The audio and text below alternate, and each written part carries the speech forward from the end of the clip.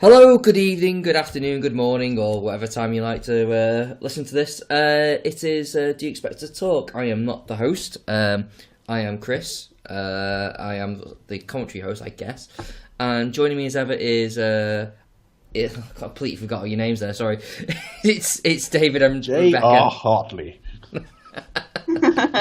And also join us is our special Star Wars correspondent, well, Star Wars and Star Trek, Charlie Brigden. Oh, that's me. Hello. Oh, that's you. Hi. Yeah, so apologies, listeners. We're a bit late. We're a week late because what we did, we recorded our Empire Strikes Back commentary, and lo and behold, my computer shut down literally in the dying moments of the film, which meant that there was recording. Yeah, we just completely lost all the recording. So our only shining hope was Charlie. You had a recording, didn't you? And then it didn't record. Yeah, my automatic recording forgot to be automatic and just didn't bother at all. Oh. So it was one of those things where it was like, oh well, let's just start again, because it was like getting near midnight and We'd done 1 hour and 56 when the first recording failed. We did all sorts of fart-assing around to try and work out where we were to splice the last 10 minutes on a live commentary. Did that, thought brilliant. We've pulled that one out the fire because, just to let you a bit of inside baseball, it happened on the Star Wars episode as well, the first film, and we did a bit of sort of work with Charlie's recording and managed to get it releasable. And then the next day, Charlie was like, "I'm really sorry, it's failed." Not so bad. Oh no, he was so apologetic. It wasn't his fault at all. But here we are. Yeah, so we thought, rather than, basically, listeners, we spent the majority of the time not talking about Empire Strikes Back. Actually, we'll do a better. We'll have a better second go at it, I think. Yeah. It wasn't bad. It was just we would just end up talking about other stuff. I was just watching the film and enjoying it too much. Yeah. To actually speak about it. I think we were talking about other directors like McG and Zack Snyder and things like that. Yeah, if I remember how to pronounce McG or MCG. Yeah. But I'm struggling to remember what we were talking about, so maybe it wasn't actually that worthwhile if I can't remember. So yeah, we thought while we just carry on, we'll try and catch up with Empire. We'll do it one midweek or something and get it out as a bonus episode or something. It'll still be in the normal sort of running of the show, but yeah, you won't have to wait an extra week for it or something. We'll just throw it out when it's ready. We will do our best with it, but in the meantime, we're going to move on with probably the finest of the Star Wars films. Use the term loosely. The best acted. Best effects. We got some proper acting here. It's episode 2, Attack of the Clones. Hey. I think Rebecca's excited about this. No. So I guess that's our explanations for being a week late, I guess, and all the niceties out of the way. So, gentlemen, shall we just crack on? Well, gentlemen and lady, shall we just crack on? Yeah. Definitely, because this is quite long. This is one of the longest Star Wars films, if not the longest. I can't remember if Sith is longer. No, this is longer. I think this is the longest. Yeah, this is the longest, but apparently The Last Jedi is 2.5 hours. Bloody hell. I have heard that. Well, but probably more entertaining. Yes. I'm going to assume it's more entertaining. Trailers look epic. Yeah. Master Kylo, I'm the last Jedi. What am I going to do? That's pretty much the plot of the movie summed up. There you go. Yeah, Mark Hamill's voice is dropped, doesn't he? Well, quite the opposite, really, unless he's standing on his head. I am now. I want to find out about that Crystal Fox character. That looks quite interesting. Crystal Fox? That sounds like a porn star or something. We see Chewie and Porg and some sort of Crystal Fox type character. I don't know quite what he is. Looks like a fox, made out of Crystal Fox. But he looks really cool. I want to find out more about him. I don't recall that, but I'm sure. Yeah, okay. Yeah, it's in the trailer, isn't it? It's gonna. Yeah, it was in a behind the scenes thing earlier, one of the earlier things they released as well. When they were showing a kind of the animatronic version of it. Oh right, wow, okay. But yeah, no, I agree. It does sound like a porn star name. I'm disappointed that what looks like an evil, BB-8 hasn't got a goatee. Is isn't twirling his moustache. Yeah, I want Mirror Universe BBs. Mirror universe. I've got you now. He's evil because he's got a square head. Yeah. He looks a bit dirty and grubby. And he smokes. Yeah, probably. He probably smokes. It kind of reminds me of that Red Dwarf episode where you got like the good versions and the bad versions. Oh Yeah. yeah. Yeah, they're all good And I'm versions. going to have you. Right, let's crack on. Yes, because this film.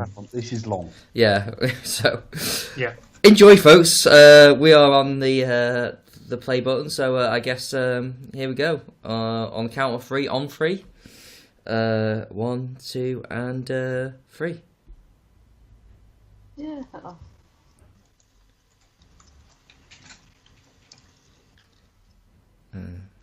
A long time ago, and So we are at that bit, Chris, because we've got the sort of 20th Century Fox logo first. Oh, okay. Sorry, Matt. And then the one that's on the actual film.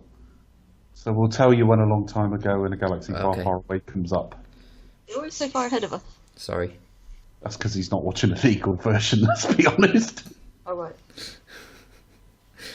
Yeah, I'm a cheapskate. Okay.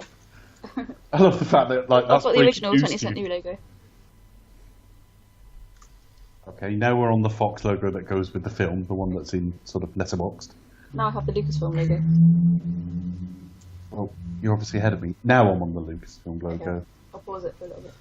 Apparently mine's Spanish or something like that. Well, it's an Spanish? English one, but it's yeah, because it just a long time ago. I've got that now, in a galaxy far, far Yeah, away. same. That's just Espanol. faded out, Chris. Go on. And Star Wars just come onto the screen now. Espanol. Yeah. Ataque de los Clones. Yeah. Okay. Is the Obviously. audio in English? I don't know, but it doesn't matter. We know what they say. You know all the words, it's okay. There is something special about like the opening credits of Star Wars, though. Like, yeah, I was thinking about this the other day. It's kind of similar to like the Bond series. Like, it feels a bit weird not having them in the Star Wars film. Like, if they decide, for example, if they decide to do like Next Jedi and just not do the opening crawl with the It'd be weird, wouldn't it? It would just be like, what the fuck? So it's kind of, I kind of feel same sort of way. If like, you know, when they did it with Bond, it was just like, no, that's wrong, no. Oh, I agree, without question. Yeah, absolutely. Yes, It took us a long. That's one thing When you we don't were mess with. covering Bond, and we weren't necessarily thinking about Star Wars. We were talking about the gun barrel, and saying there's nothing quite like it in cinema. And I think it took us until the next episode that it sort of sprung into one of our heads. We went, well, actually, no, the Star Wars crawl. They're probably the two things in cinema where the film doesn't feel quite complete when they're missing, or if they were missing. Oh, it pans up now. First time in cinema history, a camera's looked up. Yeah, that was a weird thing. I might That Rogue One is like, huh. I might be misquoting Becca there. Well, not for the first time in cinema history, but the first time within the Star Wars world. Well, not that a camera looked up. That it pans up instead of down. Yeah, but only off a crawl. Oh yeah, no, yeah, coming off the crawl. Yeah, not ever, not ever. I just love the idea of like the Millennium Falcon takes off and we never see it again. 'cause No, the camera- just it carries on the other up your head. No, listeners, obviously I meant coming off the crawl that the camera pans up instead of down. One of the best looking bits of the film, this. I love how moody it looks. Beautiful. All the It looks clouds. smooth. So actually, it's one of the few times slightly poor CG serves it, because the light refraction off the buildings and all the rest of it makes it look a bit painterly. I don't think that's deliberate. I think the CG wasn't quite there. No, there's an artistic edge. Yeah, definitely.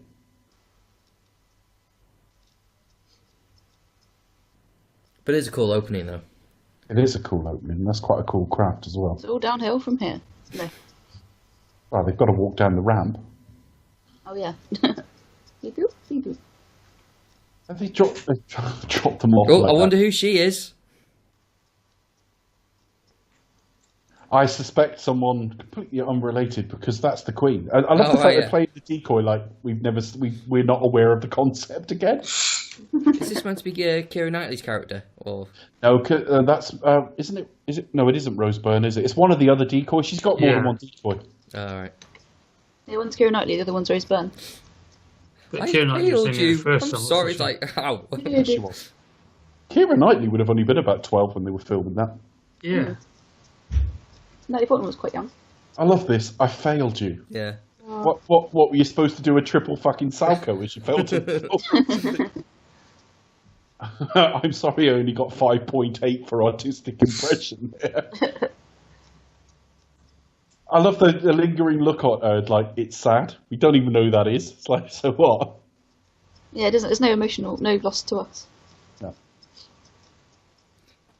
That's But she cares, though. It means that she cares. No, she actually does look a bit messed up there, because I suppose she's sort of looking at herself. Yeah. And I suppose it's supposed to be like a close friend, like.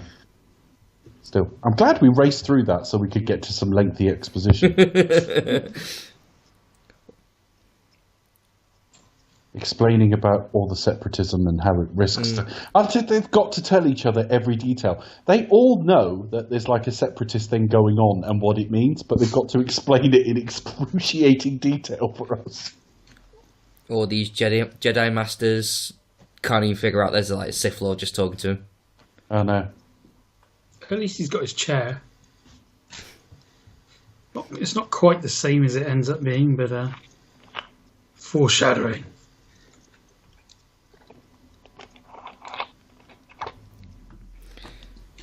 Well, yeah, I guess they didn't really know the Imperial look back then. Mm. They haven't foreseen it. Bit of chin stroking. Samuel L. Jackson's actually incredibly miscast. He really is. Who do you cast in this then? I don't really care in terms of a specific name, but it needs to be somebody more passive than Samuel L. Jackson. He's quite a busy actor. Yeah. He's known for Maybe melon farming. he'd be better off playing like a Sith Lord, really. You just need someone with a much more peaceful air about them. Yeah. I can't readily think who that would be. I'm sure it would come to me if I thought about it long enough. Well, I know he's already cast in the first one, but Liam Neeson. Yeah. Yeah, I guess that would have worked. In his latest film phase. Like a physical presence as well, so it's like, oh, he still looks like a badass as well, so it would have fitted, I guess. But I don't know who else. It depends who's around at that time. There's Rose Byrne in the background. There she is. Yeah. Very much alive. She'd have been about 21, something like that, when they were shooting this.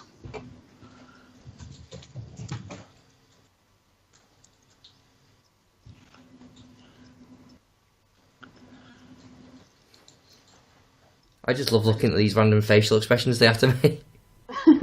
Yeah, they do. No. They don't know how to do reaction acting, and of course they slightly over-animate Yoda, so he has to look like he's now thinking, and now he's going to stroke his head a bit, and now he's going to turn and lift one eyebrow, and yeah.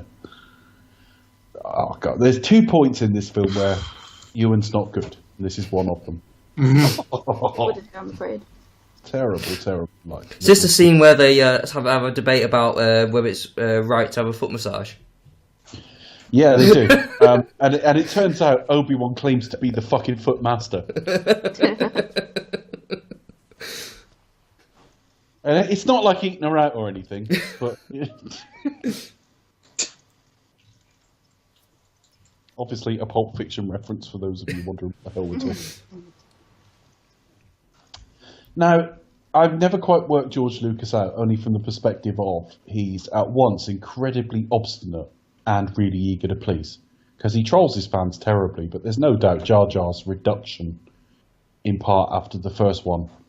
George never admits to making a mistake, so he'll probably claim that it was always that way, but I cannot believe it was anything other than a deliberate response to the hatred fans had for it. Mm. Yeah, I think that's the case for a lot of things in this film. Yeah. God almighty, you've grown more beautiful. Oh dear. I just think of that line from Bowfinger. Can we try that again, this time without the erection? This time once again with feeling. or preferably without feeling, that would have been. Without feeling, I'm not. No. Captain Typhoid. Typhoid, but there you go. I think that was meant to be Hugh Quashie, but he asked for too much money to come back. Makes me laugh when people have a tiny role in a film, and then more money, then to go into negotiations for the sequel like they're fucking central to everything. Maybe he wasn't getting enough from like Casualty or Holby, whatever it was he was in. But that was what it was. He wanted too much money to come back, and it's like, but you weren't that central to it. No. Is it on sometimes? Like, isn't that might be down to like the age? You might be thinking, hang on, I might well get, and then without question. But you know, so it could have been like, fucking hell, you screwed me out of a role here. I'm not besmirching him, but certainly Hugh Quashie or his representation asked for silly money to come back for like basically a cameo. He doesn't even need to be in this scene, really.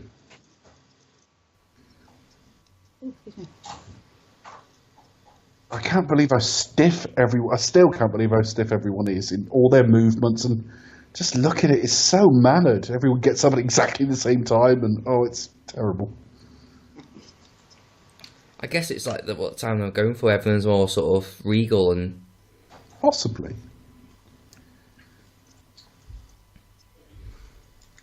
She hardly even recognised me. That's why she went, Annie, and looked at me. What did you want her to do? Fucking blow you? I thought that. Well, yeah. Yeah, that's a very good point. You barely recognised what she said. What was she supposed to say? How well, like, you know, what it really means is, like, she didn't seem that bothered by my being here. Yeah. Sorry, what were you going to say, Charlie? Oh no, I was just saying with the Blu-ray, it's nice to be able to like see the costumes and the just the kind of design up close, really, and see kind of like the textures and things like that. And it's, yeah, definitely. Yeah. Now, if I was a trained bounty hunter, which bear in mind it's often dead or alive, so they are effectively assassins too. You go and hire a bounty hunter for yourself. Also, venomous, not poisonous. Yeah, just to clarify, Charlie went through saying all of that in the last episode, and I immediately said poisonous right after. I was literally just going with the language of the film. Yeah. But I did take his point. I was listening, honest. Nice plan. Yeah, sure you were. About 5 to 9, Becca. Got it written down somewhere. So, is this the same place that blows up in Force Awakens? No, it isn't. That is like another city planet, if you like, but it's not. Yeah. It's not the same one, is it? No. No. Unused footage from Blade Runner. I know. It's a little bit like that, isn't it? I mean, I suppose over. Go on. Sorry, no, I'm just wondering how you can get away from Blade Runner, really. No, it's kind of inescapable. If it's an over bustling high-rise cityscape, I guess so. Because I remember reading that they did try and get away from it a bit, and to be honest, Blade Runner looks a lot more claustrophobic, and the stuff like the air quality and things like that. Well, the weather. This one's very clear. There seems to be neon.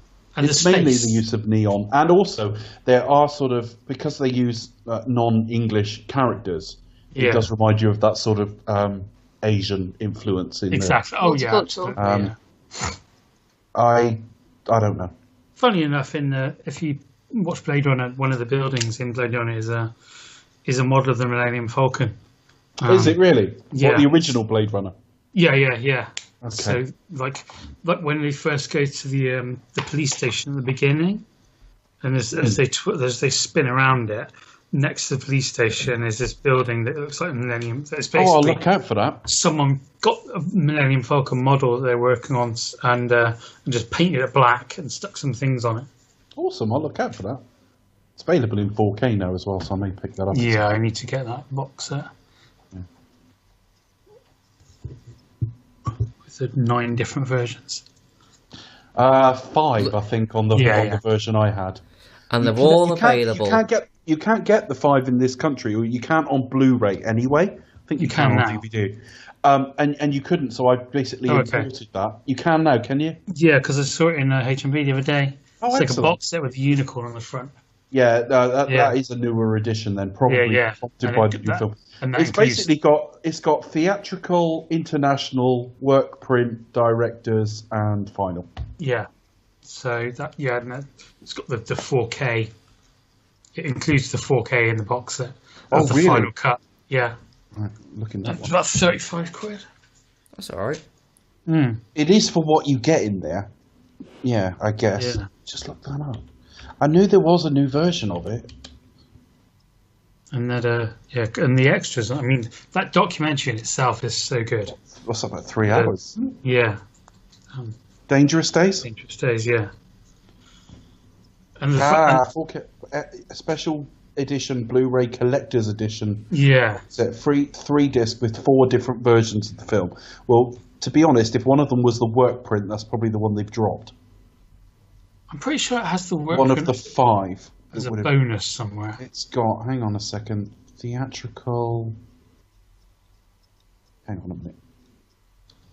Special edition includes the 4K Ultra HD final cut, 4 finished versions of the film, including original theatrical cut, international 4 finished versions, and director's cut. Yeah, so the work print's been. Oh, it says the work print 4 finished. It has got the work print then. Yeah. Awesome. Do you know how much it's 57 quid on Amazon? Really? It was like 35 quid in HMV. Yeah. Depends on where you go, isn't it? Yeah. There's some Borba. Or how we pronounce his name. It's the same species, isn't it?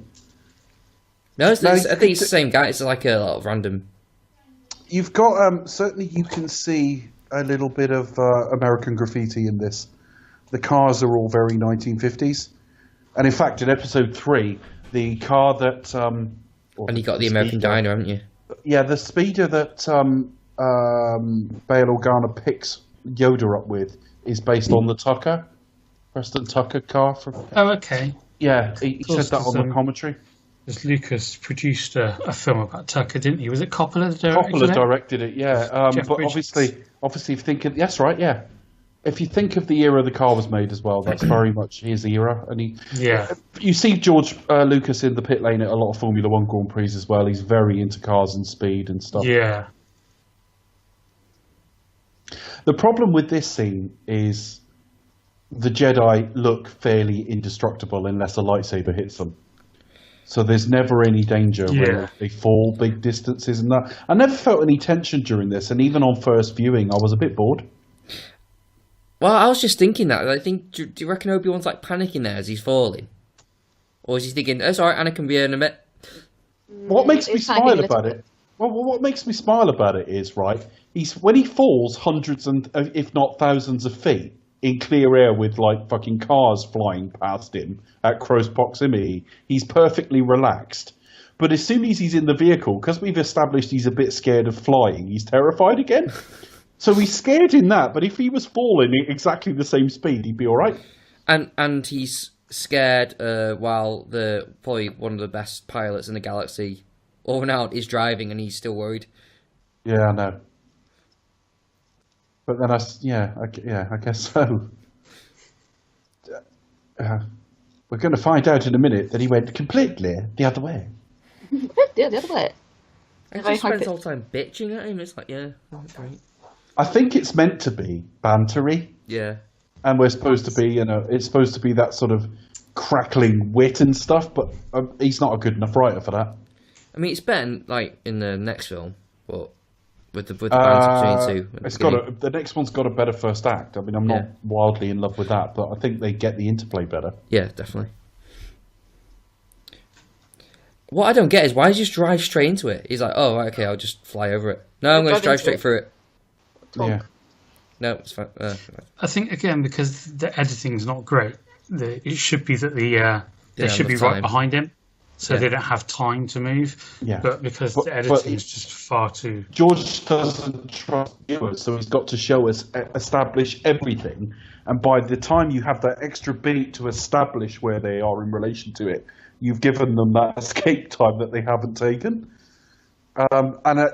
It's the theme I've talked about in a few of the shows. I think it's also an element of I do think that's true, that George Lucas knows where scenes need to end and concentrates on putting together an action scene or whatever it is. And then a few seconds stroke up to a couple of minutes from the end of the scene, he doesn't it's almost like he's forgotten in pacing terms that he should be transitioning to the end of the scene by then. And so it's almost like he suddenly goes, oh shit. It's like it with Yoda in the third film when he's fighting the Emperor.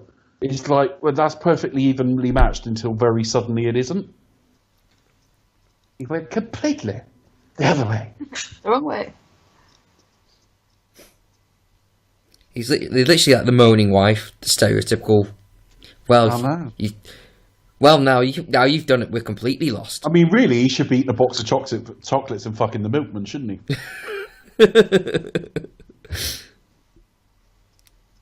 This is just, see what I mean? That's meant to be how exciting, but it's just there's no danger. It looks great. They're just indestructible. The visuals, and you just think this should be absolutely amazing, but it's just kind of yeah, it falls very, very flat indeed. But I think part of it as well is I'm not sold they're moving through anything with any kind of wind resistance. I mean, there's a little bit. There's obviously something on the set because his clothes are moving slightly, but it's not enough. It's not like Tom Cruise in Mission Impossible, where it's like literally just his face just like almost peeling off. Yeah. They just haven't quite put an umph into it. And also, I never understand two things. Firstly, why did Jango Fett hire another fucking bounty hunter? But secondly, why does suddenly turning right give us a look at what she really looks like? It's all a bit clumsy. Probably a switcheroo, really. And look, there's some comedy looking. If you didn't spot it, that was comedic. They all start losing their lightsabers.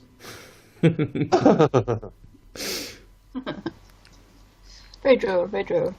Maybe like Jango Fett hired her as kind of like, not as a decoy, but just in case they get onto him, he can do what he does and just kill her off, and then okay. I mean, yes. Why didn't he plant some kind of remote bomb in her vehicle or something? He should be off by now. Do you know what I mean? Yeah. Not wait until it's all over and then I don't know. And then being seen. Exactly. In his nice shiny outfit. Can't miss him. Boba Fett wouldn't have made that mistake. He would have used a bomb.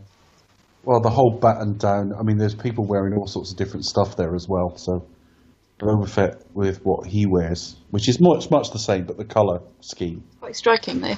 It wouldn't be as striking as Jango. Has everyone seen the new Blade Runner yet, by the way? Yeah. No, Charlie. Okay, yeah, good. We will remain quiet then. Yeah. You spoil it, I will kill you. Oh, we won't dream of spoiling it at all. I think all I will say is I think in some respects it is more profound than the original, and I look forward to discussing that with you at some point. Yes, hopefully.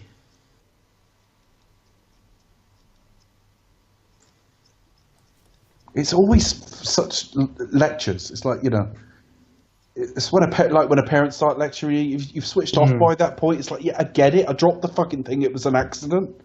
I've learnt the lesson already. Just shut up. To be fair, he was in kind of like an awkward situation, not like something like, oh, fiddlesticks. It was like kind of, I was hanging off the back of a high-speed he did leave cruiser. it on the side, did he? Oh, sorry, I left it with my keys. I don't know if we've already seen it, but there's a shot of, I don't think it's yet, you get a shot of Anthony Daniels, and I think you may even get a shot of Ahmed Best. Yeah. In the bar. And I think Lucas's daughter as well. Not sure I'd recognise her. No.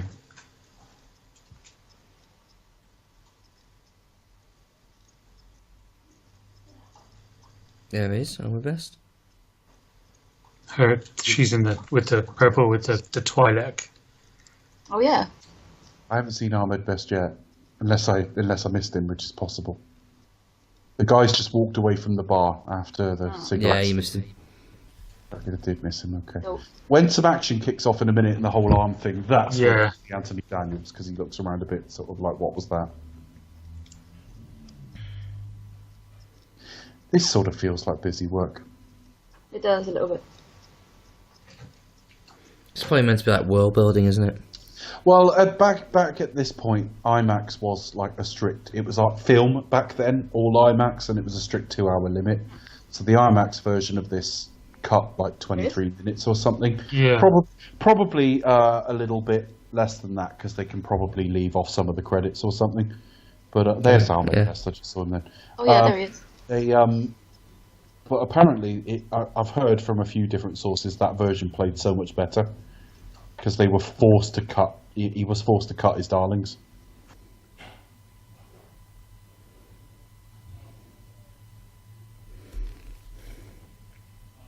So basically, the IMAX version is probably a better cut because it's just. Apparently so, yeah.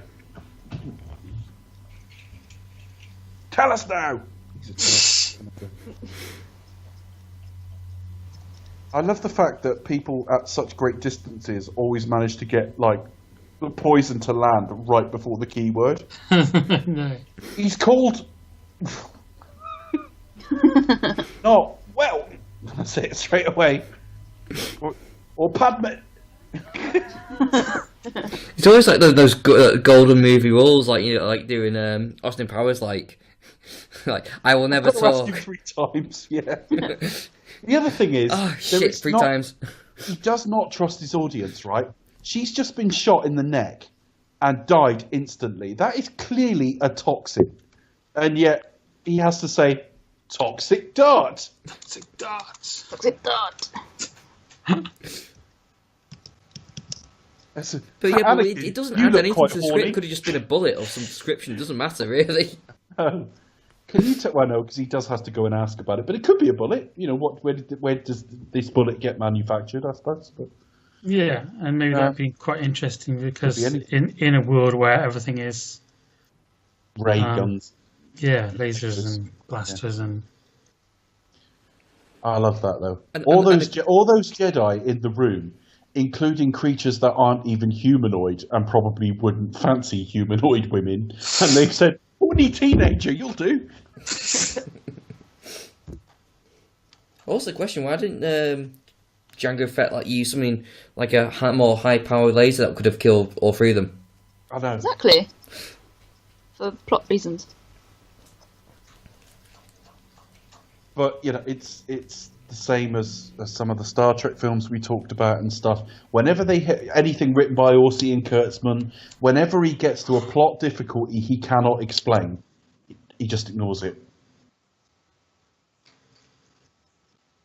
And there's way too much of people talking to each other in this. Walking and talking. How do we know Anakin's gifted? Because someone tells him about how gifted he is to his face on camera. Now, I have to say, that looks very, very dated as an effect or digital matte now. It really does now, but to it's be not, honest. but it's still very pretty. Oh yeah, no, it looks beautiful. Really beautiful. Yeah, see where they take inspiration from great libraries and great cathedrals of the world.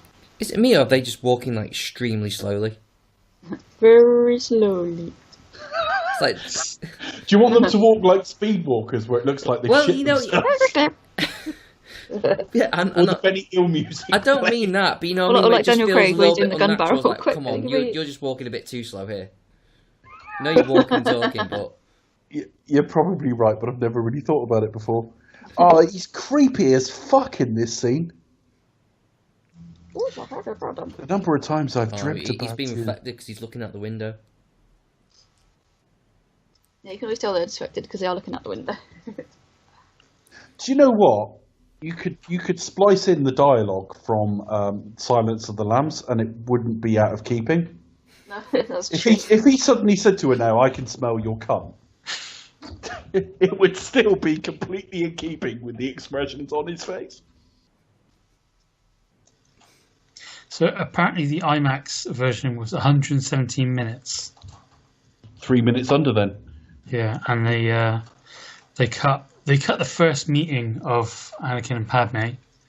Apparently from the lift bit, they went straight to the bit they were talking about security. Yeah. They cut the bit where he's riding that cow type thing.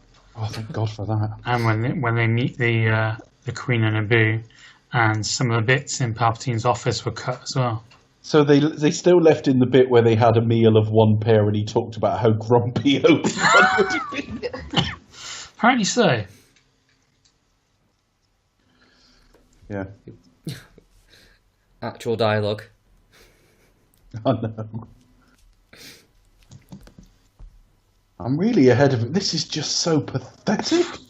It's just really entitled as well. It's like, how do you You're still generally... training.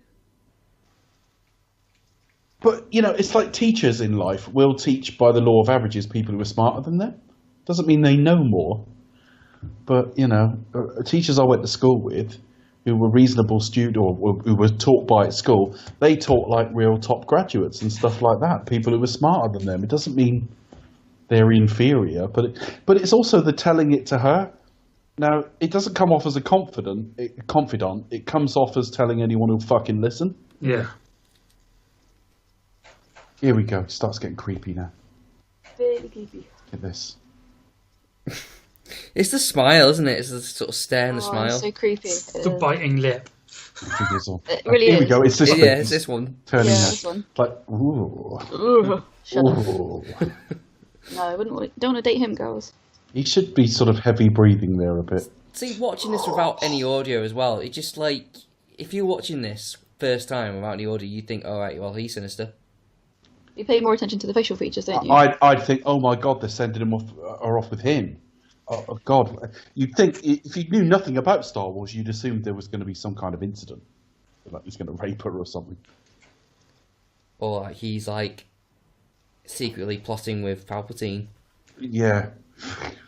Which is kind of like true to an extent, but he's not meant to realise it. But all those years of training, and he doesn't remotely buy into the Jedi Code when you think about it, because he sits and he does all sorts to try and explain how he's perfectly entitled to, love. Well, no, he's not, because of the stupid teachings Lucas has come up for this series.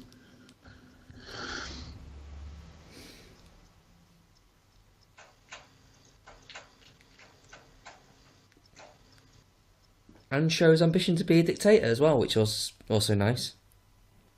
Yeah. Well, I'll Charming make man. everyone do everything as I say. This is my first assignment on my own. They've sent me off with a fit bird.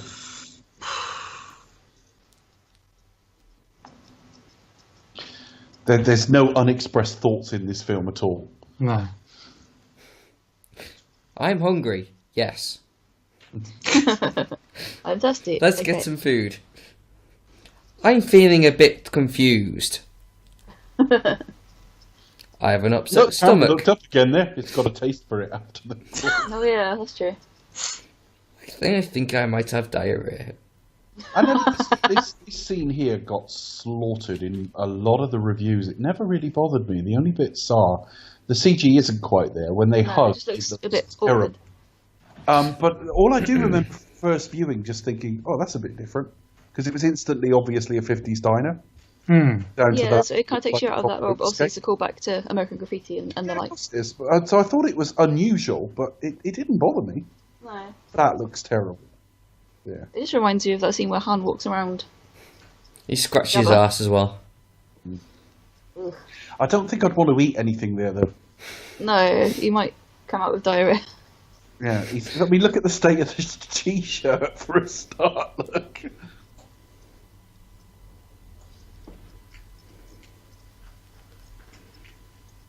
There you go. They're on roller. I've never. Yeah, they are actually on sort of roller skates. Well, it isn't roller skates, but that's what it's meant to be.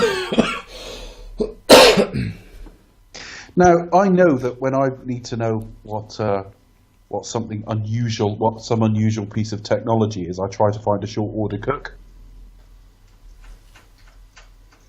Because they'd know, wouldn't they? Bowl show. Short order cut with connections. With important connections. No connections in the brand new T-shirt world. No. He also didn't pay him enough. No clothing contacts. That's his place, isn't it? I think it's Dex's diner. He's obviously not earning enough to buy himself some new shirts. It's probably his business, isn't it? So it's probably like, I can't be bothered. Why waste money on you? You talk, especially when you're just going to get greased up. To be honest, you might as well go naked because, like, no one's the same. No one's the same species as you. It's not going to like turn anyone on or scandalise anyone, is it? Well, you don't know. Might have different. It's like us cultures, seeing a different belief naked systems. dog or something. I do wonder if it's what his actual backstory is, because to tell you, it reminds me of Heat, where you've got the guy that Dennis Haysbert's character, I think, comes out of prison and then is kind of given parole work in the cafe. Yeah. Right. Oh yeah. I'd almost forgot. I had forgotten that till you said that. I love Heat. Oh, it's amazing. So just that kind of idea of what their story might have been. This woman annoys the piss out of me. The grumpy librarian. Yeah, that's a bit silly. Arrogant. I just think like The library looks amazing though. That's the Jedi like library, right? And he's a Jedi master.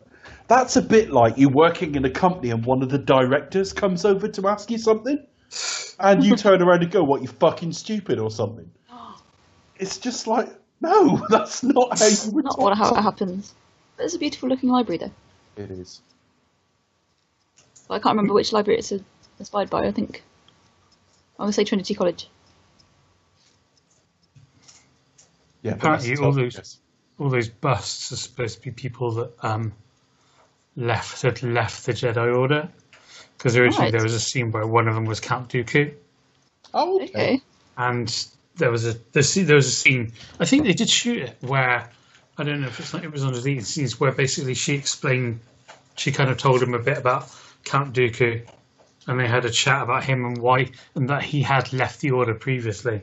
So just giving a bit of exposition about his character. Okay. Because you're not really told much about him previously, are you? You know, I've always thought Count Dooku was a bit like Maul in that, okay, effectively they're the henchmen, but there's a lot you're not telling us here. Yeah. And some of it would have been helpful. It would have been nice to have more of a villain presence rather than in the last third. Yeah. You're exactly the way I remember in your dreams, and your first reaction would be, "What am I getting up to in your dreams?" Would you like to know? Bastard. But again, you listen to the commentary of this, and it's all technical. Here, he was going on about we extended this in the computer, and it wasn't really all there. And I love this. So the kids there, it's just typical George Lucas direction. Move it 1 inch to the left, move it 1 inch to the right, move it 1 inch to the left, move it 1 inch to the right.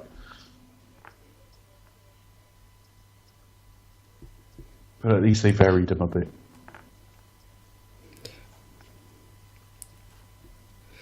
Master Obi-Wan, what are we going to do? There are too many of them. No. I just cannot believe that got into the film. You just think you try it a few times and then you do it without dialogue. Or they don't want to upset a kid, so you don't want to give his line to someone else or whatever. I can understand it's a bit delicate because it's a kid, but even so. Also, didn't you make a point that isn't this kind of like shouldn't this be a private conversation they should be having? Well, particularly as he's being shown up as like, well, you fucking idiot, the gravity's still there, so obviously. I mean, basically, he's gone into the archives and asked the question and been treated like a bellend. Then he's gone to see like one of the few Jedi with more knowledge than him, and he's been shown up to be a twat in front of 4-year-olds. Looking at this scene here, though, I just immediately think that this would, I'm drawn to what this might look in 3D. And it reminds me that all of the prequels were retrofitted for 3D. And just after the first one came out, The Phantom Menace in 3D, it was sold to Disney, and Disney just canned the other two. So the retrofits on these have been done, but Disney really are distancing themselves from Nobody's going to see them. They may do it one day, but Disney have distanced themselves from the prequels very much. They really have right now. Yeah. I think you should just embrace it though, because it's just part of it. I can see that they might want to get a few out first and get people used to it, comfortable. I mean, that's one of the reasons Force Awakens was so safety first, because of the bad taste of the prequels. So I do think it's not impossible we'll see them. I just think you don't release them in 2012 and 13. You just don't, because you're trying to get people's mind away from that for a while. Plus, also, I don't think anyone really cared. No, I don't know how much money the Phantom Menace added. Let me look, because I know roughly what it did on first release. So let me just have a look. Now the Phantom Menace is on. Let me have a look.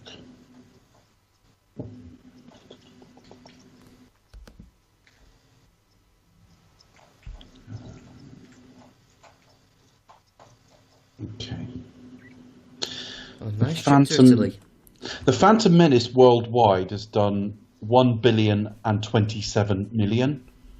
That probably, I think, adds about 100 million onto its original theatrical release, which is only about, Titanic did about 3 or 4 times that on its retrofit. So it's decent, but it's not amazing. That's the new Queen. I know. Queenie. Keira Knightley, now the worst lookalike ever. See, Oliver Ford Davis wasn't even there. They comped him in from like green screen work from later. You can actually see it now based on the woman next to him, but him walking down the steps with everyone, it's not too bad though. But it's just a fucking dialogue. We don't need any of this. No, it's just dumb. Particularly Anakin standing around with a fucking erection. It's obvious. Good job he's got that poncho on. I know. I don't know what that's about. I mean, I know they're in a sandy environment now, but they weren't. Well, in fact, they're not even now, are they? They're in the poo. It's not sandy at all. So why he's wearing effectively a fucking duster, I don't know. She's dressed like quite regally as well with a cravat.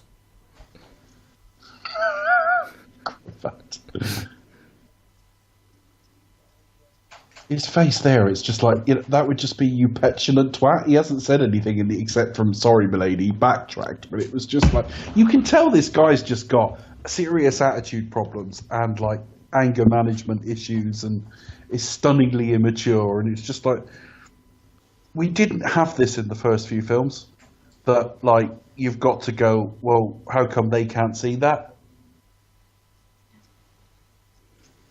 We are, as an audience, way smarter than any other characters in the film, and that shouldn't be. That doesn't look great now, but I've always liked Camino as a concept. Yeah. And some bits and pieces of Ralph McQuarrie making it in here as well. Yeah? Yeah, especially you see like the kind of flying whale thing later, or the manta ray, or whatever it is. Yes, I remember that. He originally did those kind of designs for Cloud City. Did he? I didn't know that. Yeah. I've probably seen them, Charlie, but I don't recall them. That's okay. At all, so...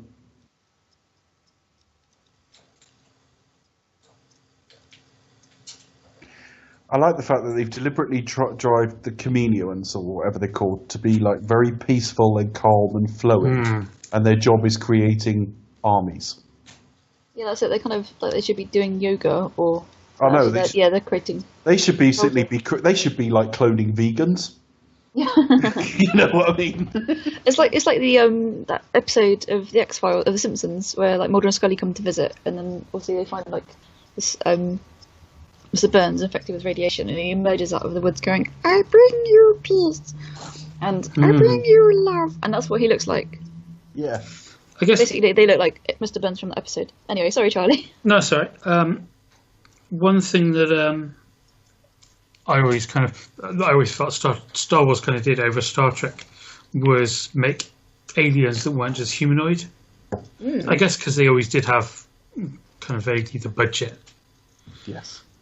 Although the motion picture was probably about 4 or 5 times the budget of Star Wars, I think. I know, but that was sunk cost for a lot of other things. Oh, true, yeah. That's a bit like Superman Returns. Its budget is massively out of proportion to what went on the film because it's got all the aborted versions attributed to it. But yeah. So, because like the really long necks and stuff are really like, and just their limbs. They're really otherworldly, aren't they? I think. Yeah. Well, that's one of the reasons I've got no complaints with the sort of like rethinking of the Klingons, because you can do it now, and it's a retrofit. I think of it as like the same stories told from different perspectives, in that it's now the perspective of like 50 years on. Yeah. I'm kind of all right with it, but I've always kind of liked the Kaminoans. I'm not quite sure how sense they make as a concept, but No, they look very stylish. It was something different. Yeah, it would be a nice book of concept art. You know what I mean? No, yeah, it would look very pretty. And I do like the design of on Kamino. Yeah, and Mr. White's about to get shot in the leg. Yes, here we are now. Not until like Italy.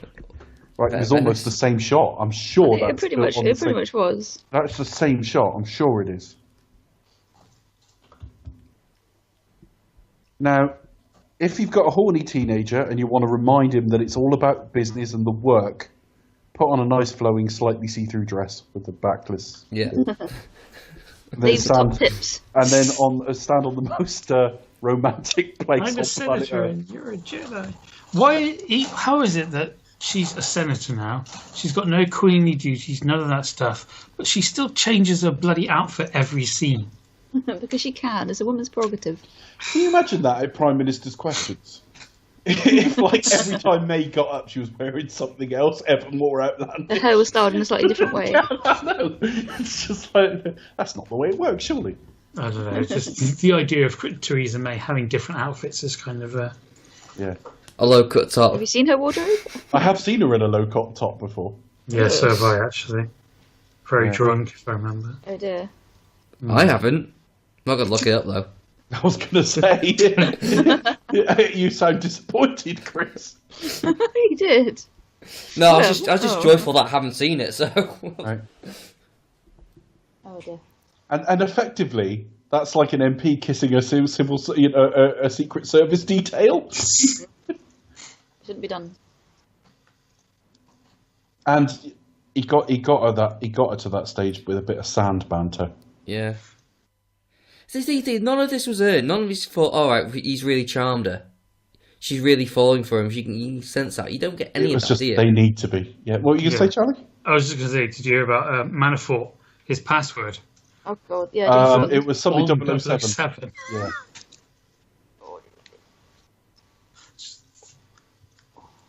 Yeah, what a nerd. Thinking the whole Secret Service detail thing. It's like, Yeah. Password. That's not very secure, Mr. Manafort. The problem with all of this is I can see why they've used all the computer work to give it scale and show some of what you couldn't show before, and to digitally double people so you can use the same actor and all the rest of it. I get all of that. But they were so proud, both at the time and on all the commentaries, which are only like a few months afterwards, that they never made any, clone troopers in this case. They didn't make a single piece of clone trooper armor. And they said it like it was a big surprise. And it was like, well, they look like fucking cartoons. You don't need to tell us that. It's really obvious. And they're saying things like, and we dirtied them up to make them look more authentic. And it just looks like a muddier sprite. That's all. It wasn't ready for this. It wasn't a million miles away, but it wasn't ready for this. At no point did these clone troopers... Some of the longer shots like this look okay, but anything remotely close up doesn't look remotely real.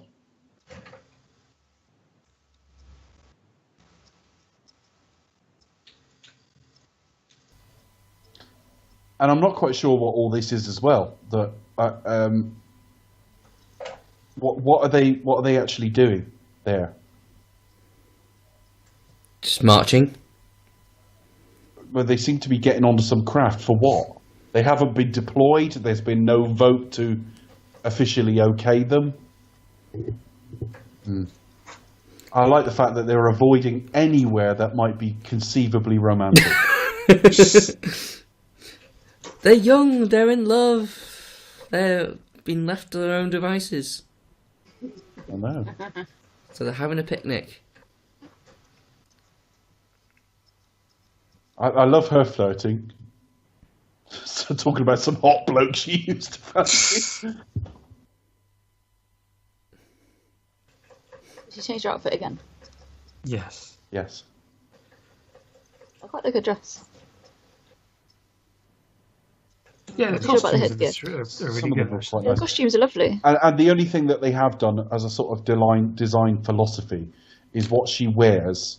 It follows the idea of the first film in that Sure. they change every sequence and there's a formality, but they are a lot less restrictive what she's wearing this time. They've relaxed her a little bit now. She's a senator rather she's than the queen, elected royalty. And obviously, a lot of it's meant to, like when they were talking in the bedroom earlier, where he was doing the rape eyes. They subtly evoke Leia where they can. They've done it twice with her hair now. Evoke Leia.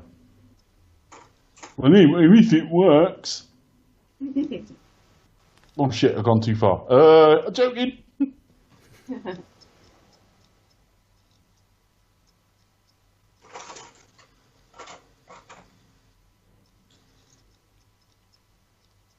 I hated this bit. Is it because it's just sorely not needed? Well, it just looks terrible now because you can see all the gaps and where it's been comped in. But also, they weren't ready for like herky-jerky movements. I mean, when you go and watch, I think, is it The Two Towers? I think it's the second Lord of the Rings film, where you've got like, or it may be the third one. Is that when they like ride the back of the elephant and he... Where you've got Legolas running up it and all that sort of thing, and it looks really bad. Yeah. It didn't look good then, though. And you think, well, if you can't... And plenty of effects did, but it's, work within your limitations. And they can't do it. And this is supposed to be, look, and then they roll down the hill. I mean, Tickle monster! Has George Lucas just read about romance somewhere? I'm not convinced. Are these weddings he's had real? Well. Still, at least now we're going to get a quality child actor.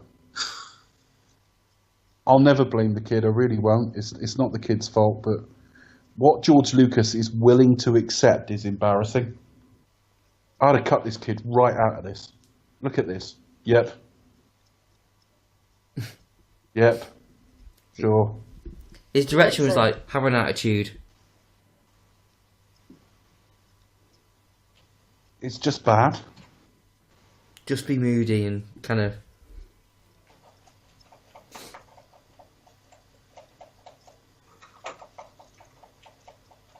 Is somebody whipping eggs there, or was one of you having a wank? it's my rats Okay. eating. Are you running in their wheel? So one of Charlie's rats is having a wank, thanks. You got a menagerie, Charlie. Yes. 3 rats to my right. A giant Balance To your the left, left. and yeah. a giant tarantula to my left. Stuck in the middle with you. All of this is so stiff. Even the sort of camera choices. It's very like watching the original Star Trek, actually, where in the original series where you get one shot and then a reaction shot, and they all stand about 5 feet apart and then very stiffly talk at each other. Yeah, it's all kind of very, as you say, very mannered and very... I know it's meant to be an homage, but I actually just think it's poor direction. The world had moved on by this point. And why do we need a reaction shot of little fucking Moppet? Who cares? Little frowny face. I know. A man called Tyrannus. That doesn't get mentioned enough in this film. No. At least kind of make more impact for knowing who it is later That on. was Dooku, but he's called Dooku all the time, so we don't really pick that up. Yeah, we don't make the link. What's his Darth name? And it's like... Darth... what's Palpatine? Tyrannus Sidious. Sidious. Dear me. Darth complete bastard. Also, it kind of... It kind of ruins Boba Fett knowing what he looks like underneath. It's just kind of, oh, okay. Just a regular dude. Yeah, I mean, in the original version, it was just a really fucking creepy voice. Which obviously he changed after this. Yeah, to a really flat, kind of laid-back voice. Jesus Christ, George. I know. Now, what a hearty meal they're sitting down to now. That is a very hearty meal. And do you know what? He's like Donald Trump. He's just talking about himself constantly. And then I did this, and then I did that, and then I did this. a pair. And watch what else I can do. I know. Look at this, look. What are we doing here? I'm the best at stealing your Very food. grumpy. I mean, unhook a fucking bra if you want to show off. Magnetism, darling. And there was a bit of showmanship. He's probably thinking, yeah, I could have done that myself, thanks. I know. Bit of showmanship there as well. All right, so they're consistently staying away from romantic environments. She's gone and put on something, you know, a bit bustier, and sat in front of a fire, roaring fire. And then this is terrible. Do people ever talk to each other like this?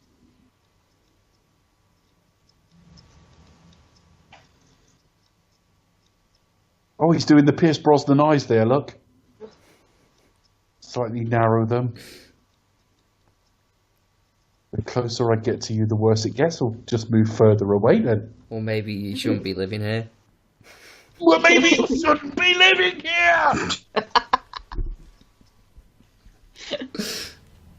Oh, dear. Wanted by the kiss. Will you be able to do that in your new place, Dave, without scaring the neighbours?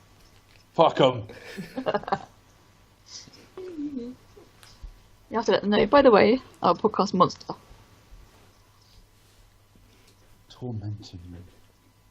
It's all like it's all through the prism of what it's doing to him. There's no. He's in love at her, isn't he? Not with her. Mm. Well, he's just spent the entire set of the two films just acting like a Sith the whole time. There's no balance, no like sort of back and forth of conflict. It's all just like, yeah, it's me. But there's no element of wanting to make a life with her or make her happy, or do you know what I mean? It's or conflict of like, or it's generally tortured like me. fighting against his emotions. Like, you know, I really shouldn't be doing this, but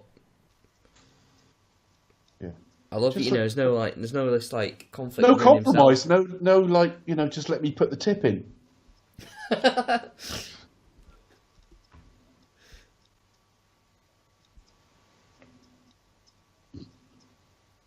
I wish that I could just wish. Oh, well done, George. Can we fast forward it? Yeah, I need to whiz through you. Oh, You go and have a whiz, we'll just keep it running. I don't know if it's because there's no music, but it's just a million times worse. It drags terribly. Yeah, I mean, we found that with a lot of our Bond commentaries. I mean, a film that isn't notably slow, like The Spy Who Loved Me. We commented on that, and there's a bit in that film where he's drugged on the boat and really overacts. It's hilarious. But he makes his way back to, like, M, and M is with Gogol and whoever's blowing Gogol that week. But him walking back takes forever when you have no music. Oh, you mean like walking in that new complex? The long where corridor, it's and yeah, it just takes. Yeah, and then when he gets them, it's like doodle-doodle-doom, when he finds out that when he sees that Gogol's there. Yeah. And then At least we didn't make fun of it though. Gosh. Yes, there was no mentions of dry wine spritzers. No. good thing their outfits will have hoods. Yeah. But not like one of those hat umbrellas. It's guaranteed. Whenever you see one of these like R2 units, no, the red ones, you know, wow, that's gonna get fucked. Yeah.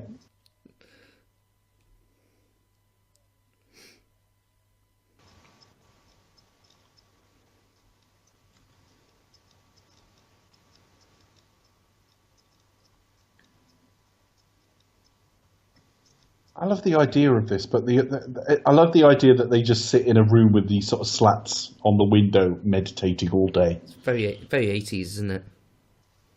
It is actually. Talking to Blade very Runner, Top Gun. Rachel could be in there. But yeah.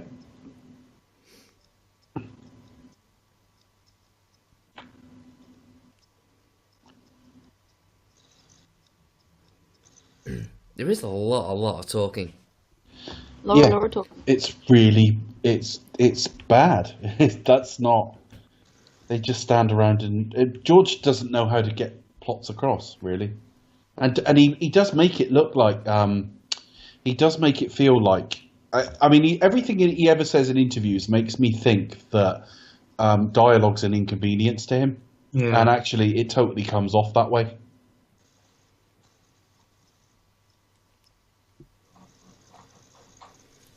Well, if that was the case, then why doesn't he just like keep it to the bare minimum and just like let the action speak half the time? Yeah, the funny thing is, it's almost like his reaction to that is just have them fucking Looks talk like he's about having a wank there. everything. Sorry? Looks like he's out. Oh, Mum! Oh, I mean, no. No. Oh. Oh, God, I've got this mess on the sheets. What am I going to do with that? I'm going to go outside and stand heroically. Whoa! Unaccustomed to sound. That's proper acting there. It's a good visual, though. It is a good It is visual. very good We used it in the first teaser with Darth breathing over it. I don't. Well done, whoever did those floors. Yeah, good. It's impressive cleaning. Yeah, for a Shiny. place that must take a lot of maintenance, That you why barely he's see anyone, do you? That's probably why he's so standing. You know, he's standing so heroically to lower his center of gravity. Try not to fall over. Yeah. His voice keeps slipping away. It's like, whoop, whoop.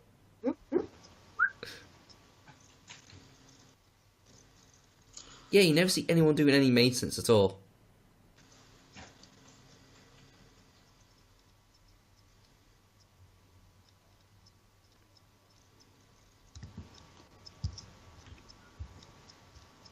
Would you really want like a cleaner just working their way through in a pinny with a fag hanging out their mouth? It would ruin it slightly. It would ruin the romance in this film. It's like a bit at the beginning. Unless they got her to join in, of course. At the beginning of Wrath of Khan, when Spock and Kirk are talking, and there's a guy walking past them Oh yeah. with a vacuum cleaner. Yeah. And that was that was a cameo by somebody, and I forget who. That's not just anybody. I can't remember who it is. Though. Oh, okay. Yeah, because I remember hearing Nicholas But it was Meyer Nicholas really- Meyer saying about it. Yeah, he was saying like, well, you would, wouldn't you? You would have. How did they get this place? But he was pissed off that Shatner looked at him and didn't just kind of ignore it as if it was just a normal thing. He actually looks at the guy doing it. Yeah, but as much as I love Shatner, he's another one that like can't just leave anything subtle. It's just like. But then, if you want subtlety, you don't really hire Shatner, do you? It's in his nature to overact. He can't help it. He's there to make a difference. Oh, that's hilarious. Honestly, with attack like that can make loads. It's conscious. Which one was that in? Generations. Where he's Oh, on the right, bridge yeah. of the bee. Oh, hilarious. Well, who am I to say no to the Captain Enterprise?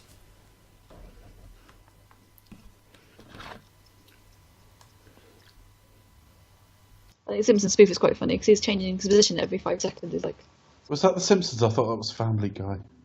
oh no, yeah, it might be Family Where Guy they as were well. watching it on TV and he was like springing around the bridge into different fixed positions and stuff. I think that is Family Guy. And then he's Yeah. like, his trousers split. Yeah. Oh, so funny. Kung Fu Kick. Obviously Zap Brannigan on Yes, Futurama. very, yeah, Yeah. obviously Zap Brannigan in Futurama.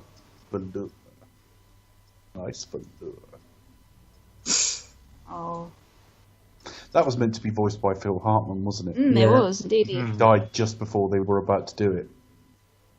Or he was shot just It was before. one of those rumours, isn't it? It's like Lord Lucan. It's like, well, actually, no, he did pass away. I don't think Lord Lucan was gonna voice Zap Brannigan. I No, can't not Lord see- Lucan, but you know, it's one of those. Kind of, it's passed into urban, well, not urban myth, but it's kind of like, Who's Lord Lucan? really? Is that a real question, Chris? We won't make fun of you, but genuinely do not know. Fresh my memory. He went missing in about 74. Lord Lucan, British aristocracy, was accused of killing the nanny, and he disappeared and was never found. Oh, okay. No, I've never heard of it. Okay. I suspect if you looked up Lord Lucan and just saw a photo, you'll have seen it somewhere at some point in your life. Okay. Interesting. I think it was about 74, something like that. Who was it? There was a relative of his who passed away, and it was like his last living relative or something. I can't remember who it was. It was in the news recently. I think his basically his widow, because he was eventually declared dead. The widow died like a year. She passed away. Not that long ago. I think I might be misremembering. Yeah, I think after all this time, his family haven't declared dead. It's like the sort of thing, you kind of hear stories of like, you saw Elvis in the Bahamas or something. He didn't actually die in 1970 or whatever it was. He's still alive. I mean, there they did find a body, rubbish. For goodness sake. But exactly. Lord Lucan, it's almost certainly killed her, and he basically legged it in panic. Yeah, he just buggered off. Yeah. I think it's funny. Well, murder. No, that's not funny at all. No, all these kind of like sort of myths and legends. And oh, you mean okay, yeah. No, death is never funny. Controversial. Okay, it's Watto in a jaunty hat. Now that is controversial. Obviously, the sun's getting to him. Watto, the racist character. Right. To the tune of "I'll be the racist dragon," but it didn't quite work. Oh. I'm enjoying this film through looking at it at the prism of other films and TV shows. I'm about having to listen to the awful dialogue. Yeah, exactly. Read it by the although I'm glad they mixed it up a bit. It was nice to be back on Tatooine. I'm always happy to be on Tatooine. Even though I don't like sand because, it gets everywhere.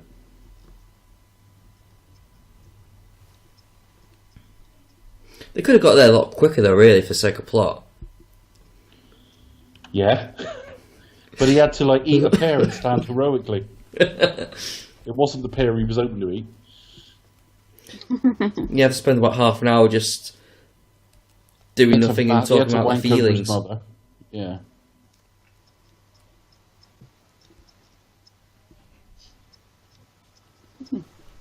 Why are you wasting all that energy, Watto? Just sit down. Your wing's giving it fuck there. Probably giving himself a fan at the same time.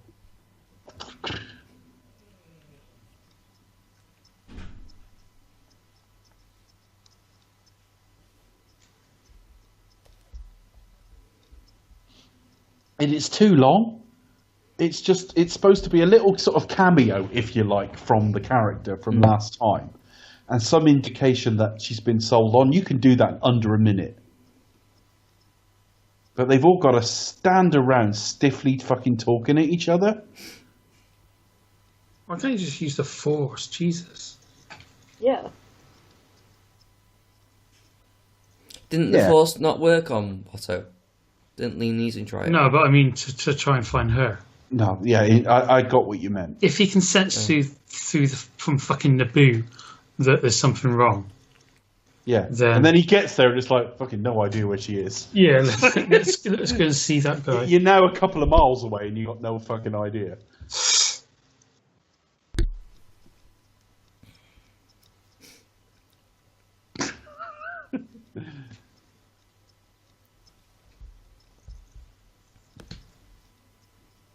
Now, I don't know what to think of this, because I like the sonic bursts. I love the way it was. I like it physically, in that it sounded great in a big screen environment.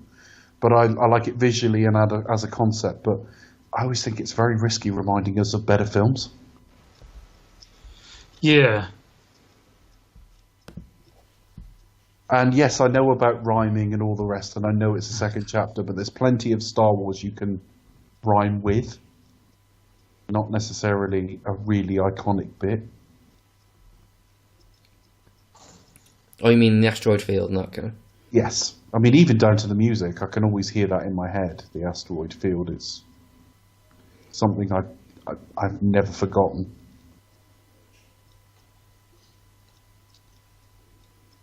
Watch out, Dad! It's just he's always got to have kids involved. It's just not necessary. The thing is, there wasn't any kids involved in the first one anyway, was there? No, not really. I mean, the closest he had was like Luke. But he didn't have kids himself at that point. Yeah. I think that's part of it.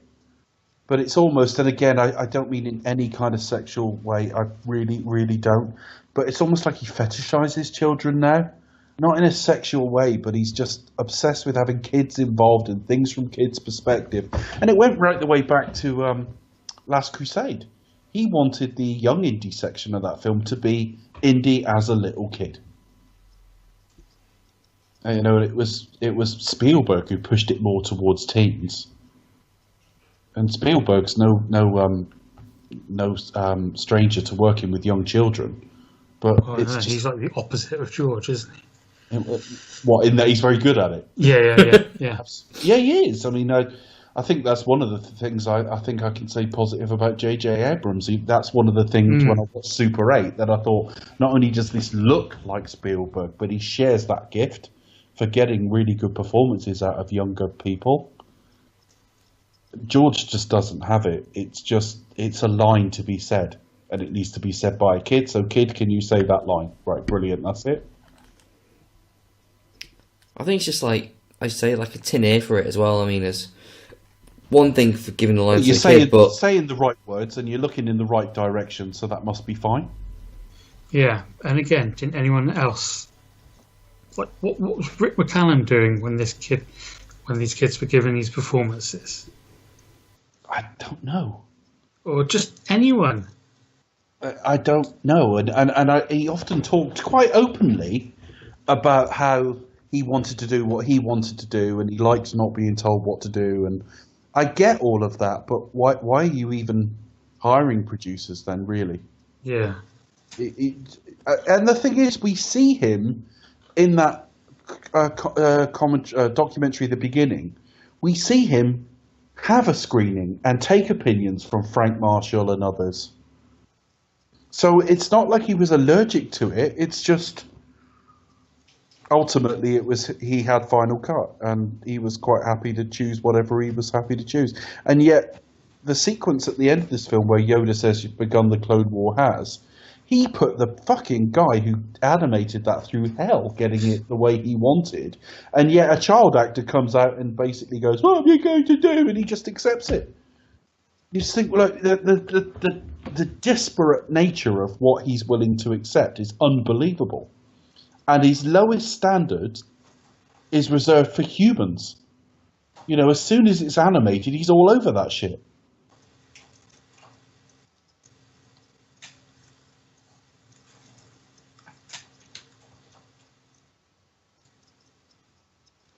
They always had trouble shooting in Tunisia, didn't they? Certainly in episode 1 and episode 4, they had bad storms and the sets destroyed. They certainly did, as I say, in episode 1, it just happened all over again, having to massively rebuild things. Yeah, it's always caused problems. Yeah. You think you find like some other sand type place that might be better to film? Yeah.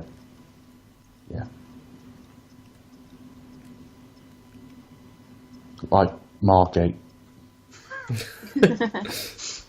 Like Salisbury? No.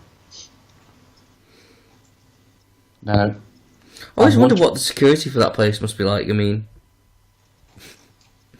what do you mean? For where? Anyone could just wander into your house, like. There. Because Joe Legend before he was famous. Well, I suppose effectively that's like your yard, isn't it? They can walk into that, but it's still doors to get into specific rooms. I guess, yeah. I guess. But yeah, I take your point. This guy is so like Owen. Yeah. Older Owen, I mean. Before he was famous.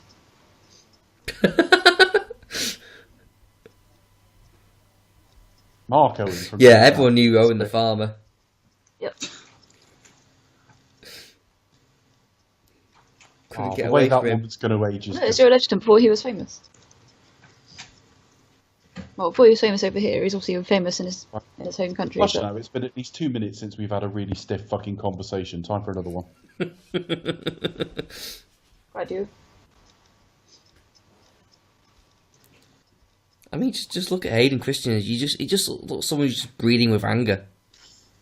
I must say, Beru's a lot more attractive in this one. I know, that's what I was saying. The way she ages is shocking in like 19 years or whatever, or 22 for this one. But yeah. This is set, I think, 22 years before episode 4, because I think it's 19 in the next one. That was 3 years on. Yeah.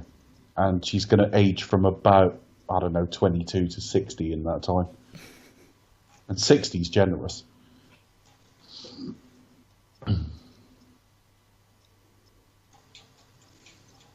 It's harsh environment on Tatooine.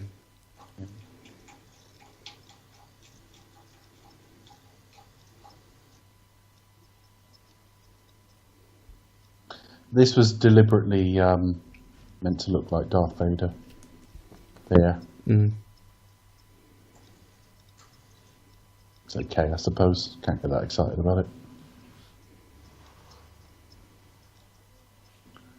He's almost sealed the deal with her. I think if he goes off and fucking commits mass genocide, Knickers might just fall off.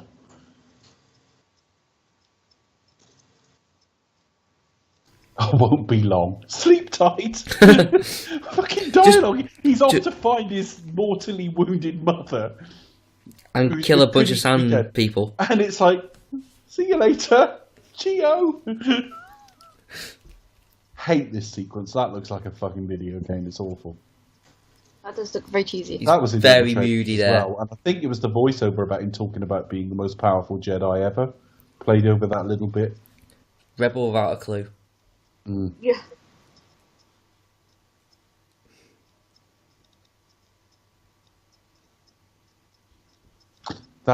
This shot coming up, I think, was in all the trailers as well. Him asking stuff, you know. What we all wanted to see. But even that shot there, it is totally, again, look what we can create in computers. It's not serving the story, it's going, look at the scale. Look at it. That's impressive, isn't it? It's better from the inside than it is from the outside. Yes, it does. I've never really liked Geonosis at all. Any of it. Its colour scheme, and it's just an unfinished special effect. A visual effect. They can't do it at this stage.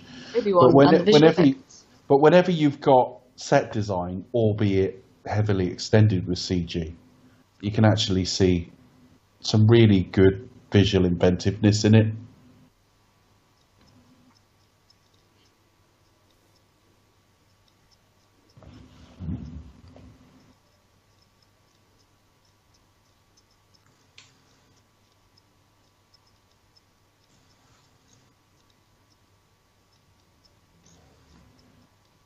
And thankfully, because everyone explains everything to each other at all times, you've only got to overhear a snippet, and you get quite a sizable part of the plot. It's amazing how we're bad guys, isn't it? Yes, possibly what's happening here is. As I explained to you earlier, I'm not going to repeat myself. Thanks to Basil exposition. Your mother? Allow me to introduce myself. I'm the villain of this film. My name is Richie Cunningham, and this is my wife, Oprah. I'll stick on 5. I too like to live dangerously. That's just your bit, so I'll stay. God, I do love Austin Powers. Anyway, Dooku. Christopher Lee is amazing. He just was amazing. He is, but this was during that sort of golden autumn of his career where they thought, it would give it gravitas just by slinging him in somewhere. Just by popping, it was just, him in. Yeah. And I remember they showed a bit of footage from the, I think it was live from the premiere, and you saw him walking in with his wife or whoever was with him. I can't remember, but he wasn't on his own. No. And he said, I'm looking forward to it. I hear it's very good. And I just thought You've not seen it, have you? Yeah, after I saw it, I thought, looking back on it, I just thought, what would Christopher Lee really think of this? I'm sure he was very proud. God, this is terrible. Yeah, I know. I'd wager a bet I don't think he ever watched it. Well, he walked into the premiere, so unless he walked straight at the back, Straight out okay. the other end, yeah. He probably saw had a it. nap. Yeah. Take your time. Get on with it. Do you smell burning or anything? Nope, not at all. That's just me, baby. That's just you.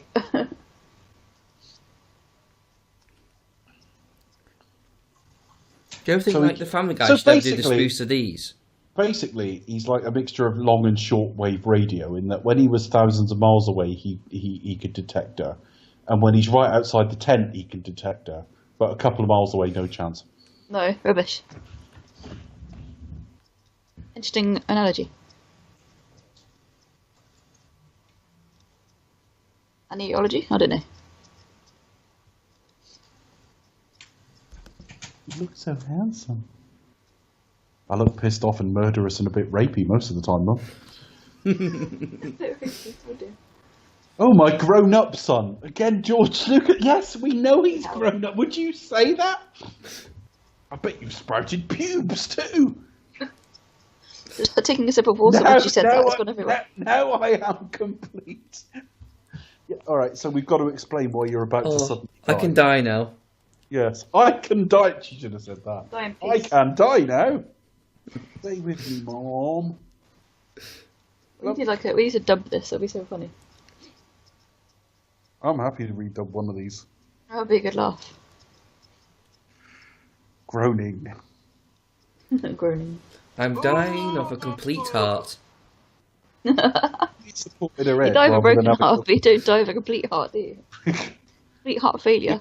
I suppose you can die of an enlarged heart, which is like, you know, Yeah. a complete heart plus. Plus, Oh, well. too much heart. Either that or she lost the will to live. Well, one of the two. His terrible acting finished her off. Yeah. I find a lot of expectant mothers are a bit like that. They're a bit like, fuck this. Oh, hang on. Watch it now. You look up. Mass genocide, and then on the cop. That's the rest of his day, in summary. In summary. This is terrible. I've never liked that wipe either. Somebody hand Yoda a fucking book or a TV. He's searching his feelings for what he knows to be true. And get them some chairs with backs on them. See, it looks like he's actually on the loo. It does. He Straining. probably is. Trying to move like Noisy a really difficult fart. crap. What is it? Don't you know? Honestly, the amount they can sense a knot is so ridiculously variable.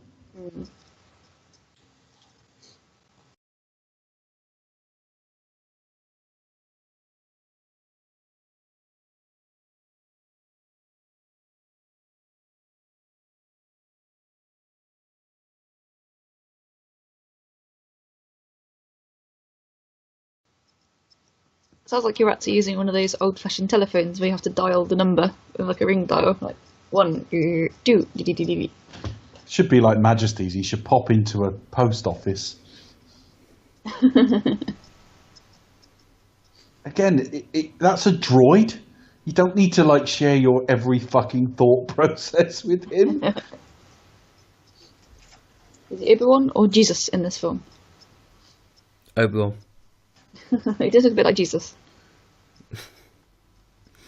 Oh, wasn't Yeah, there he's that Obi-Wan story for that sure. like there was a picture of him and someone thought it was a picture of Jesus? That's just Yeah. a meme. I don't know if it's real. I think, yeah, it's just an internet meme.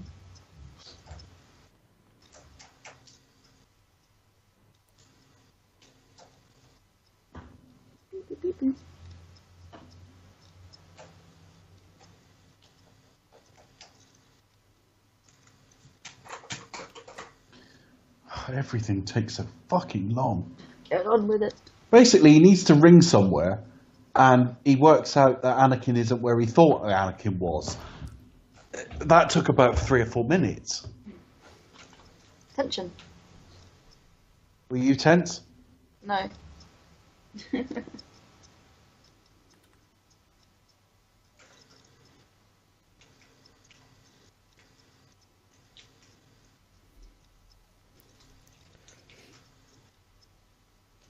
And yeah, R2 picks up a a hologram.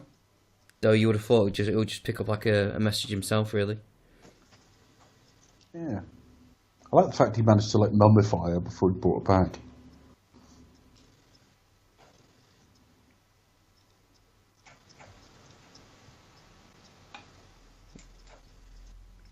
Moody.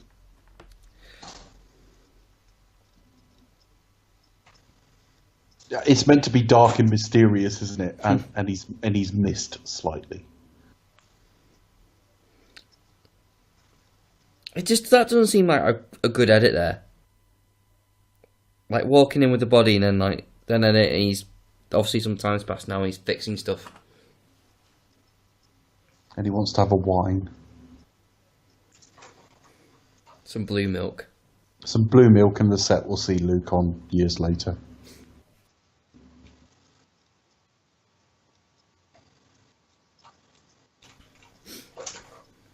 I will say this, I do like the idea of him just fixing stuff because that's what he likes to do. Well, he would still be him, wouldn't he? So if he did that alone as a kid, he wouldn't suddenly stop doing it. Hang on a minute, if we just played this film a compliment. Well, I think... Yeah, we've actually paid this film a few compliments throughout this course. I think in terms of like concept ideas, it's all in the execution for this. Well, I love the idea that, that call back to the same room and all this. But, I mean, he is a petulant fucking wanker here. Now, I know he's lost his mum. So there'd be something. But he's gone so far, and it's going to be about how he murdered them all, and she marries him. It's just, fuck off.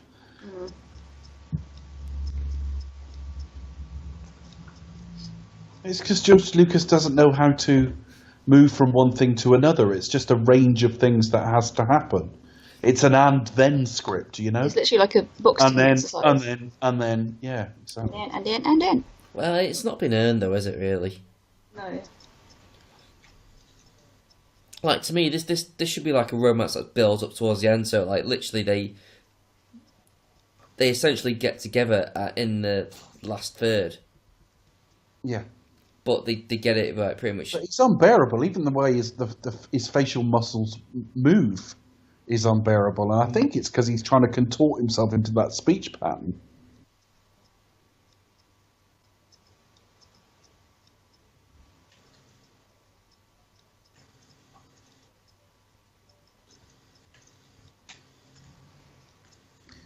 Was it telling be angry is to be human or whatever it was? I'm better than this. You're not. You've never proved to be better than this. You have a natural talent, which is actually physiology, if the previous film's to be believed. Well, in the first film, I guess, when he was Jake Lloyd. He was better as a fucking 9-year-old than he is now.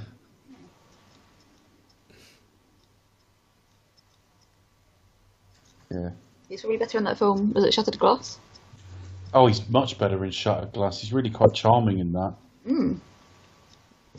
It's not unlike Leo and Catch Me If You Can. Yes. It's not quite as good as, but it is. Very much of that same look. See, this strikes me as a bit of a lazy bastard's funeral. It's like, oh, we'll just bury her here. He should have rent his garments now and scream at the sky.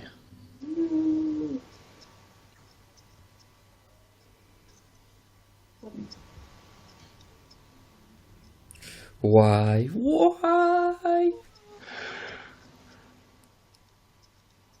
Fucking get on with it. Yes, get on with it. Get on with it! Whenever a film or show is too boring, get on with it! Springs to mind. Do you think Family Guy should have carried on and done the prequels as well? Oh, been amazing. The thing is, they're self-satirizing, and also, like or hate Family Guy, their take on Star Wars came from a place of love.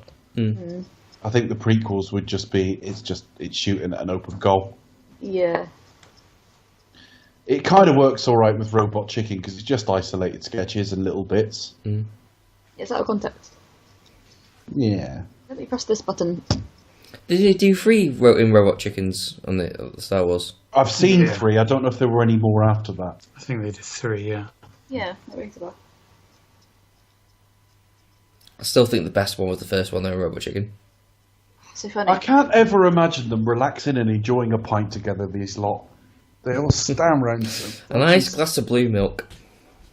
You stand there and you stand. I'll put the blue It's milk. almost like you can see where they've arranged them out, spread out evenly. Because it's like there's nothing ever very natural about it.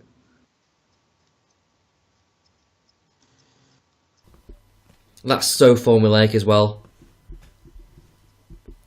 Having like the hologram or screen message or something and goes, "Oh no!"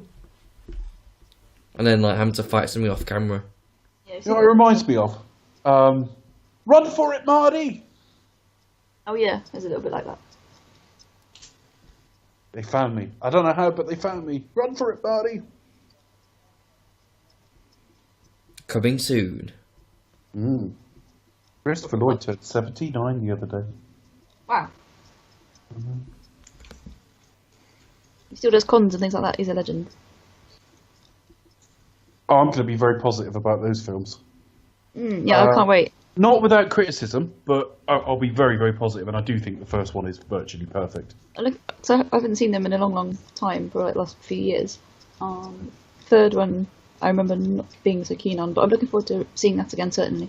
Well, just a bit on our plans, because obviously we lost a recording last week, and we did talk about some of this. We want our 100th episode to be Bond. So we finished this with about 3 to go. So we thought, well, let's throw in a 3-part episode and then just do a couple of commentaries in a row. Like postpone Chris's choice till after that. So that's why we're doing the 3 Back to the Futures at the end of this. Outside of sort of numbered continuity, if you like, we're going to be doing a charity special, folks, aren't we? Yes. Namely Police Academy. Yeah. We got actually We're watching approached over Steve it. Guttenberg for charity. Yeah. Yeah, the film that made him a star. But yeah, we got approached by a lovely listener. Yeah, who offered us a generous donation to a charity of our choice. We chose Cancer Research. A couple of us have lost parents to cancer, so It's all touched it our means lives a in some lot way to or us. another. Yeah, absolutely. I don't want to make too much of that, but it does mean quite a bit to us. So we'll be doing it for that. I won't say the amount, but I can say that it's the largest donation in charity history. That we have received. The fact that I can say it doesn't make it true, but I can say it's the largest charity donation in history. Maybe we should have tried to get sponsored for this. Yeah, that's What, true. for Attack of the Clones? Yeah, sitting through Attack of the Clones. I suspect. Yeah, worth something. I Twice. suspect- Once for this, once for the review. I think UNICEF would have got involved, if I'm honest. We'll have to do something. Maybe if we ever do another commentary on Roger film, we'll have to donate to UNICEF. Well, yes. Although around his death, when we didn't get the double bill down here, I don't think, or I couldn't go, one of the two. I think it was the Odeon chain, so I couldn't. It was the charity For Your Eyes Only, wasn't it, screening? Yeah, For Your Eyes You didn't Only. get it, And yeah. Spy Who Loved Me as well, wasn't it? I can't remember, but it wasn't here, so I ended up watching him at home and donating to yeah, use. And that was actually Mark's idea. Mark O'Connell, who came on this show, he tweeted that and just said, well, for those of you saying I can't go, why don't you watch do it that? and donate. Yeah, Yeah. that's a really good idea. Yeah. Yeah, it raised quite a lot of money. Yeah. So I'm not quite sure we're going to record it. We think we're recording it next week, but we're not certain. But yeah, it's sort of a charity cast, and we will sort of give details on that show if we've got any, because we haven't really thought about it yet as to what we might have a rate card. Who knows? For a commentary, is this to charity or whatever? But it was something we were approached with, and we just thought, why not? Maybe like a GoFundMe or something. Yeah. And like I say, the largest charity donation in recorded history. In the history of Do You Expect Us to Talk? Indeed. Huge. The things we go through. Things we do In for our fact, country. some of the money will just get given back because it's so large it'll have cured cancer a third of the way through the spending.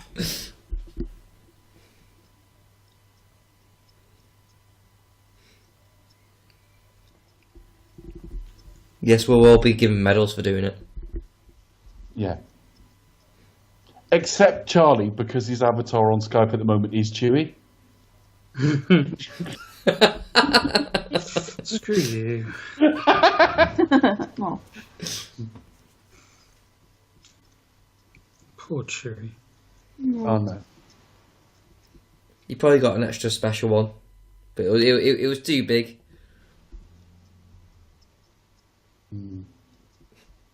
But but what kind of makes it is the fact that you got Chewie sort of like doing his like growl, as if to say, "This is fucked up."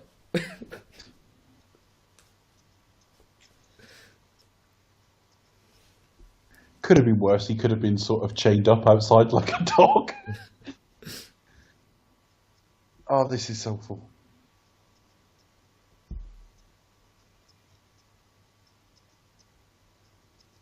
If you reluctantly give your leader extra powers because of a crisis, would you be sort of chanting his name football fucking style? I mean, I guess he's meant to be like kind of popular. Yeah, but he's not a fucking rock star, is he? Do you know No. what I mean? He's still a politician at the end of the day, even if he's popular.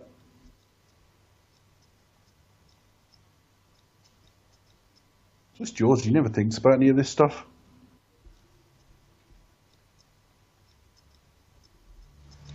And this is just to get... He wants emergency powers to have, like, a Grand Army of the Republic. And we have to see where it's, like, proposed and voted on. And then he reluctantly takes it and says what he's going to do with it. And then the Jedi comment on it. Again, this is why he's spending a lot more... He spends a lot more detail on Palpatine than he does on Anakin. Yes. And as well as Palpatine is played, it's a broad cartoonish character and deliberately so. And Anakin's move should be full of subtleties and difficulties and moral quandaries, and none of that's communicated. And this whole section of the film looks like a video game. I hate it.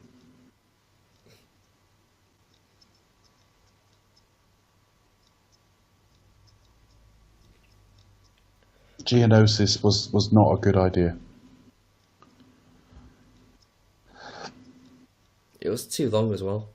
Way too long. All of it's too long. They just stand and talk at each other, and it's just killing this film. I've given up trying to argue with you. Is Lucas's version of like Han and Leia banter? See, because really, the woman's in charge, despite the fact he's the security detail. See, spunky.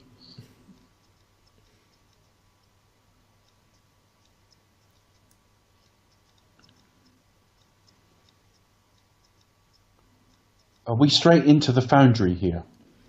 I forget. Yeah. Is there a reason why she's there anyway? No fucking idea. So we can knob her, I think. Well, I don't know which podcast it was, but I've heard her described as a walking womb, and that's kind of about fair. She's really let down. I mean, Natalie Portman, as good as she can be, isn't great in these films, but she's really let down by the material.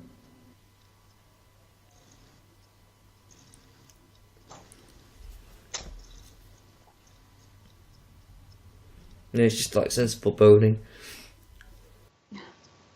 Here we go. But even at the time, I mean, sometimes these things sink in afterwards. You know, you watch them and you go, actually, what was the point of that sequence? But the very first time I saw this, you immediately think, filler. Instantly, filler. It's like, yes, I'm here for your protection. That's my job, so I'm going to take you to I somewhere mean, it's which is even like a potentially platform dangerous. game. They've even got to run in a straight line. It's a platform game. That's meant to evoke the sort of rope chasm swing thing, but he doesn't have time to do the same thing. But yeah, this is like a platform game.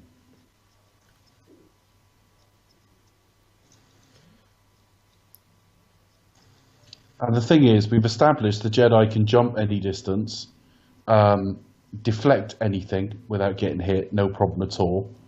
The droids in all of these films have been, you can cut through them like butter. And all of this is like on a predictable timing cycle, so you just got to time yourself going through. It looks tense, but it's really not. And it's fucking pointless. Basically, they're trying to find their way somewhere and they've had to take a shortcut through the factory. That's all this is.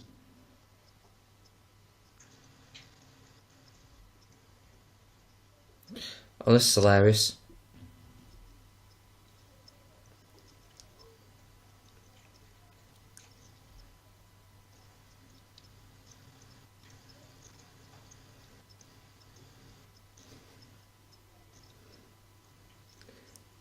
See, Artie and Freepo really did hate each other. I'm beside myself. Oh, that's a awful. Well, we know puns. the actors did. That's a real shame, isn't it?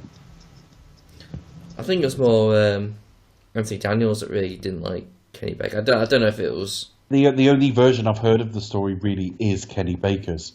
And the way he always painted it was that Anthony Daniels was a bit too superior for it all, wouldn't join in anything, never came along for drinks, would blank people, all that sort of thing. If you were to just take him at his word, Kenny Baker made Anthony Daniels sound like a horrible, horrible human being. But obviously that's just one side of it. I've not heard Anthony Daniels' side. The very fact is maybe he's never commented, and in which case actually that reflects fairly well on him. He's not risen to the bait and slagged him off back. So I don't know. Charlie, have you ever heard anything on those two? No, I haven't actually. That's interesting. Unless Kenny Baker is right, and Dow's just the only reason why he hasn't commented, because he does feel like he's above it all.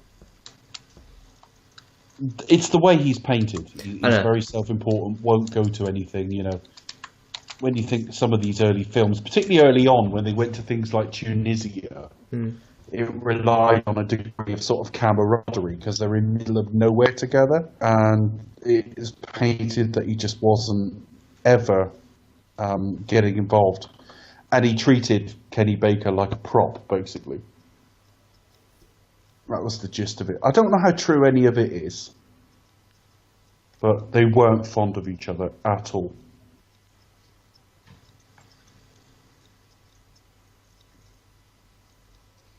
Which is sad, really. I mean, it could have been a great double act as well. They could have been. It's like one of sci-fi or cinema, great double acts, and it's so sad. I think it would. Constitute one of cinema's great double acts, in that you can't think of one without thinking of the other. I mean, they could have gone to other stuff outside Star Wars. I know we can only hear the dialogue of one of them, but they're always bickering as well. Yeah, it's good. I thought married couple. It's no surprise we barely talked about this scene since we mentioned that, because this is just fucking busy work. It's awful. Cheesy jokes are mildly amusing, but that's about it. I don't even find them mildly amusing. No. This is humour from someone who just isn't funny. No. He's aware of the concept of humour. He could describe it to you. He knows some of the concepts behind comedy. Can't quite do it. But he's not funny. Sorry, George. We know you tried. And yet, whenever they talk about, your fantasy dinner party, who would you have at it? People from history. George Lucas would be at mine. I think what went wrong? Nothing to do with that. I think George Lucas is fascinating. He's got an interesting sort of take on cinema. He knows his film history, good film student. He's got a lot of history with this and Indiana Jones. I think he's quite an engaging speaker. I like George Lucas a lot. I just don't think he's funny. And plus you can ask him, George, what the fuck were you thinking? George, what the bloody hell were you thinking? Well, we've got Charlie to ask about the sort of more wild style of beard as well. I'd like to meet someone who's got the more sort of Noel Edmonds tidy beard and find out what their secrets are. He's now got the Mark Hamill Force Awakens beard.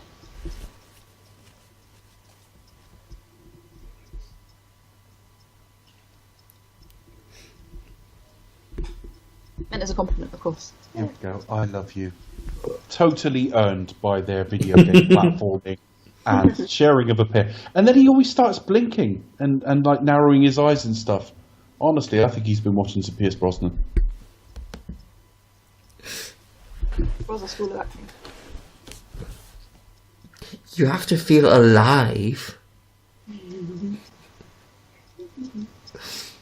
Life is not worth living. Yeah, again, right? They're telling each other they love each other, and then they have to tell us why they're saying now. And it's like, well, our lives are about to be destroyed anyway. So just listeners, remember that, viewers rather, that we're in danger. One of the few decent visuals. One of the few visuals in the film I like. That's a nice shot. Mm. That is a very pretty shot. Very Kubrick as well, because it's symmetrical. Definitely.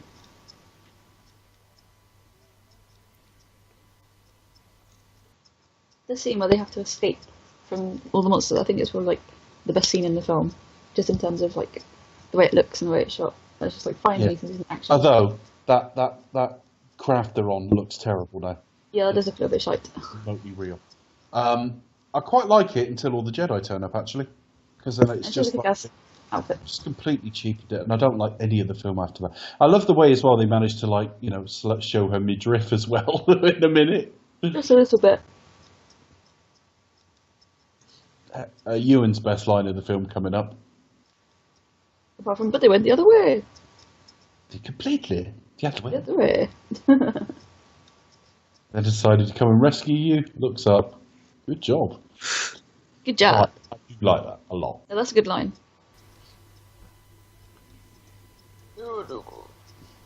Yeah. You got a big face.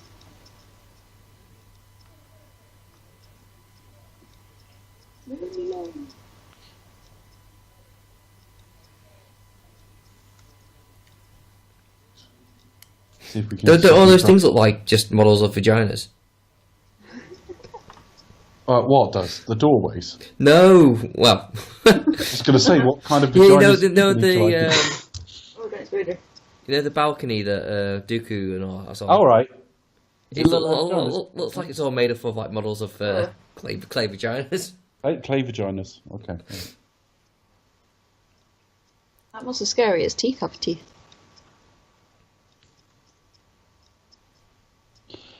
Yeah, but the three of us are just waiting for a shot of like where they stood to see if they look like vaginas. That's literally all we're thinking about at the moment. Come on, let's see it. Does it? Male counterparts. Come on, lads. Mine's out the gutter.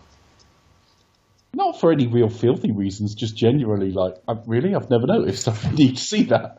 So I probably built it up too much. Cannot unsee. Thanks, Chris. It was a throwaway comment. Now it's like I built too much. Now I'll come to it. Cannot unsee. Nah, not really. Mm. Nothing sexual about that, apart from her in handcuffs about to have her midriff exposed.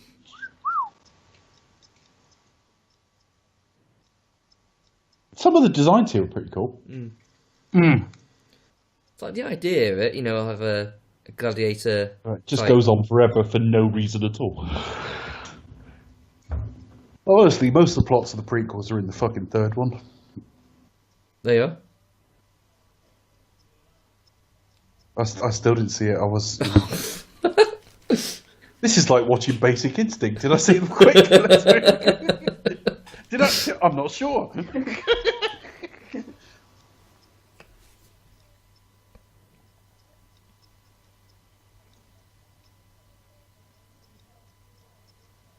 All right, I've got what you mean now.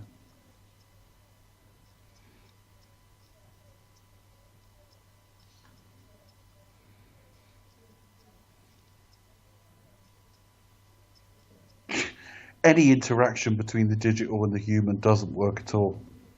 It's just not ready. They've done a pretty good job with given it's 15 years ago.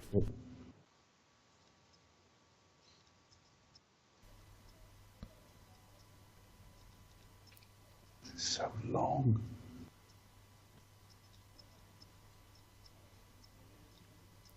Especially when you're like, see, she's on the middle. I don't know how she managed on the middle podium. I don't know.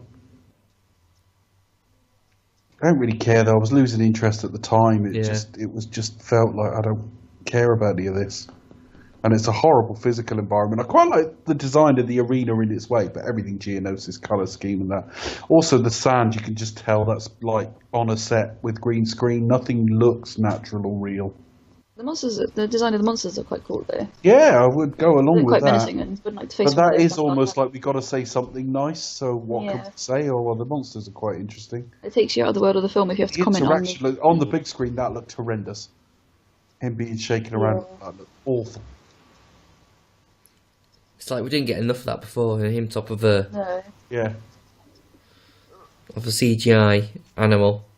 Jesus Let's Christ, do it again. Another MP suspended for sexual harassment, and there's 2 fresh sex stories tonight. Bloody hell! One with an MP and one with a sort of studio boss. Oh, bloody hell! It's constant. Bloody Dustin Hoffman! What the hell? Yeah, Mike always knew he was a bit aggressive with women. I didn't know any stories per se. I'd heard one rumour of him groping once before. You'd heard? Really high pitched. It was a long time ago. I don't remember the detail. And Brett Ratner was no shock. He's a fucking scumbag, always was. No, it was dodge. I said it on the Cinematronics, the last Cinematronics we recorded. You did. We're talking about directors, and I said, everything I've ever heard about Brett Ratner, that is not a nice human being. But that was weeks ago. Well, it's hardly that surprising, is it? Really, it's like kind of like shoot. Well, he always played up to the ladies' man thing, but he blatantly defamed Olivia Munn about 6 or 7 years ago, claiming he fucked her and he hasn't. And he was like, "Yeah, I banged her and all this." And it was bullshit, and he had to admit it and apologise. I always miss these kind of things because I don't really get to hear about them, or maybe I just like. It depends where you when. But this kind of like sets kind of thing. It's like I'm kind of really not surprised by it at all because it just seems to be so. It like the thing with Harvey Weinstein. It's just like what the studio. Well, I knew he was a bully. I didn't know the sexual elements. I knew he was a bully of filmmakers and stuff like that. It's almost like a trope in itself. It's like what the studio executive who just like who gets takes what he wants. To get. Well, the casting couch isn't new, but all I'm saying is, whilst there were rumours in Hollywood and there was an element of people knew certain things, the public, and I mean film fans really, knew that Harvey Weinstein was a bully, had a tendency to get physical and push people around and cut people's films and make people cry and all the rest of it. I didn't know the sexual dimension at all. No. But I knew he was a pig. Oh my God. I just thought about how handy it Whereas is. Got a few spare lightsabers there, boys. Yeah, have this one. I really think they cheapened lightsabers in this trilogy. Obviously, I'm picking the example where they literally all got them out, but I've really loved the effects in. I suppose I should sort of mention it in when we get to Force Awakens, but even in like the trailer to the new one, like you can actually feel it, kind of like the power of the thing when it being on. Yeah. Yeah, for sure. But I mean, sound has improved and everything. You know what I mean? You can put a bit more. Technologically, it's there. The levels have finally caught up. Yeah, I mean, he always talked about how he was waiting for technology to catch up to make them, and I think he went a good 10 to 15 years too early because all of this is dating so badly now. Yeah, I think that's. I argued something similar. I think back in our previous critique. And they're not in any danger. They could stand around having a chat while they do this. Oh, it's really. I just think he was using the whole thing as an excuse to develop the technology. Yeah. So he knew it wasn't ready. He knew it on that kind of level, but I still think they think it was better than it was, if you like. Oh, absolutely, yeah. Because he does spend most of the commentaries going on about, look what we've done here, and look how clever this is, and look how amazing it is. See, why would you take that as your opportunity to take out?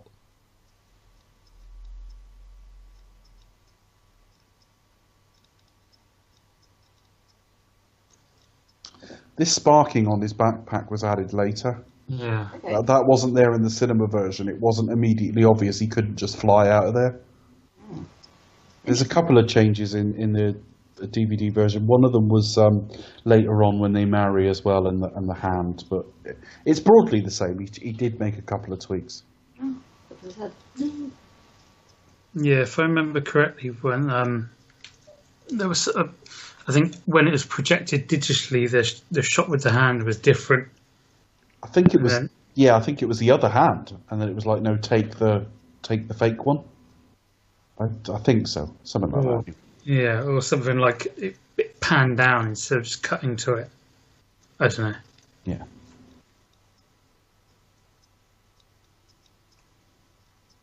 There comes that shot.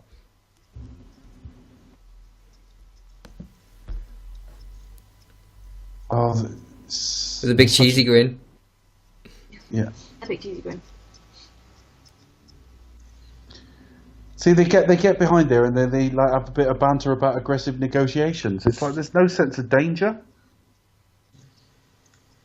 It makes me think. You remember the car chase in Rome Inspector, where any sense of danger was undermined by the fact that he was having quite a cozy chat with Moneypenny. Yeah. It's a bit like that. It's like emergency, is there? if you're having a bit of slightly flirtatious banter, you're not really in that much danger, are you? No. Well, it's Bond. He Car lives for chase it. is so wasted. Oh my god. Easily like one of the worst car chases in Bond. Such a waste. I didn't hate it. It just undermined it slightly. That's all. Oh, so frustrating. The two really powerful supercars. They just did nothing. When I heard two powerful supercars going at each other, I just thought I'd die another day and thought, oh, brilliant. Yeah. I don't need all that. I'd rather have people go at people. Just use the car for driving around and looking cool. So do you think they'll recast Blofeld? I don't think they'll. I don't know. He's signed on, isn't he? No, he's saying he isn't now. I'll wait till I see it. We'll wait till we see it. I don't know what to believe, to be honest with you. Previously, he was like, "No, I'm not playing." It may be he's not confirmed, or it may well be they've decided wisely to leave fucking Spectre alone. And then Bolt's also said previously that he'll come back if Daniel Craig has come back. Daniel Craig has come back. Yeah, but he's got to be asked back as well. I know, well, this is it, so... Why didn't they just say that rather than saying, no, I'm not... I would never, ever have expected in a 4-film series for Christoph Waltz to be the third best villain. That was a bit of a shock. I wouldn't have expected him to be that fucking flat and disinteresting. Or uninteresting. I think he did the best he could with the script, I think. But, I mean, the thing is, though, like, he was better in the Three Musketeers movie he did. Yeah, great fun with it. I avoided that because that was Paul W.S. Anderson, so I didn't see it. I actually rather enjoyed that. That was good fun. I had good fun with that film.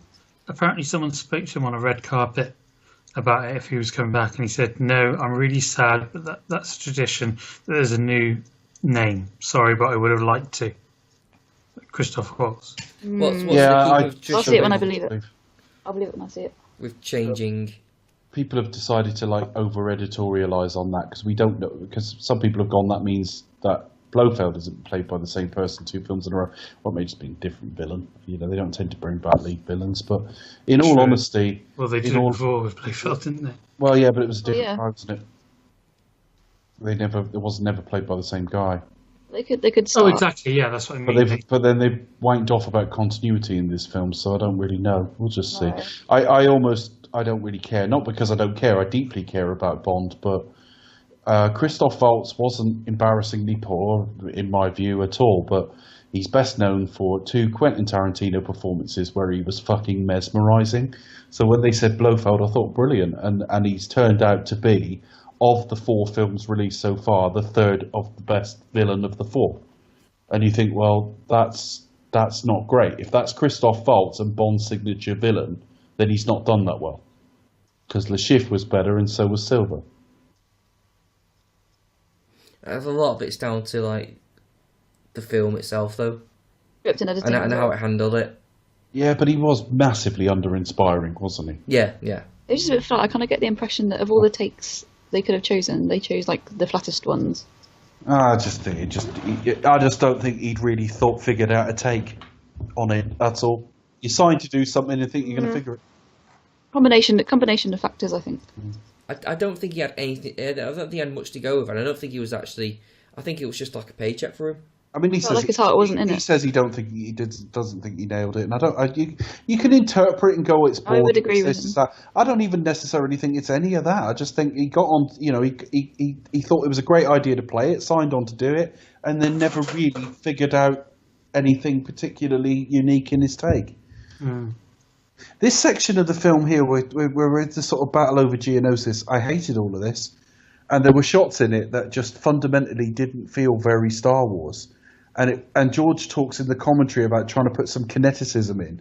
So you've suddenly got cameras, virtual cameras, crashing in on things, and it doesn't look right at all. So I just thought George Lucas and kineticism just don't match. No, I think actually that's wrong. I think if there's anything about George, it's he usually understands the way it works, and his editing is. No, I'd agree with Charlie there. George has always been good at getting a sense of speed into things. Yeah, maybe Attack of the Clones isn't the best. When Sam jumps off there, that looked so blue screen it fucking hurt. And he's talking to a clear fucking cartoon. I really don't like this. But I suppose when I was thinking of kineticism, I was thinking of like exciting and kind of like very sort of like strong camera movements. If you're talking about character interaction, yes, because they stand a few feet apart and talk at each other, and we get a shot and then a reaction shot. But when it comes to like action and movement, he's certainly not notoriously bad, and he actually has. If you started talking about signatures of George Lucas, one of them would be speed. It's funny with the kind of the crash zooms and stuff that people, because some people, I saw a couple of people complain about as well, because there's a shot in The Force Awakens that was in one of the trailers of the Millennium Falcon going through one of those Star Destroyer engines. Yeah. And a lot of people again saying it's not very Star Wars. But if you watch Empire Strikes Back, there is a number of those shots in the Hoth battle. No, I didn't have a problem with it at all. Where I had a problem with it here, and I remember this was, like I say, often with films, it takes me a few times to see their flaws unless it's really, really bad. But with this, it sort of hit me first time. I was watching it, and I saw that shot where there was a crash zoom. I don't know if we've had it yet. It shoots in on like a window with some people in it and stuff. But I remember looking at it and thinking, George doesn't actually know what to do here. He's making it up as he goes along. He doesn't know what to do with this scene.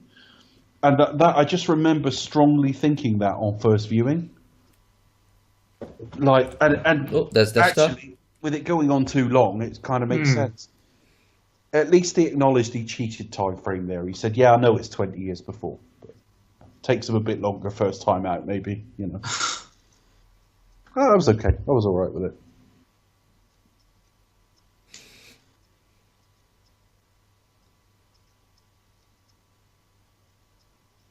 But really, it's kind of a load of random shooting, really. It's like the third film. It all looks really impressive till you go, right, well, who's on what side? Who's attacking what? What's going on? It's all a bit random. There's no emotional. What's happening? It's just people shooting each other. So where's the? Yeah. I mean, nothing at stake. And the stakes aren't high enough. It's slightly escalated out of nowhere as well, really. I mean, you could say that about Jedi and the space battles and whatnot. Jedi space battle's great though. Yeah, well, exactly. But you knew what was going on. You knew, like, right, well, they're stuck.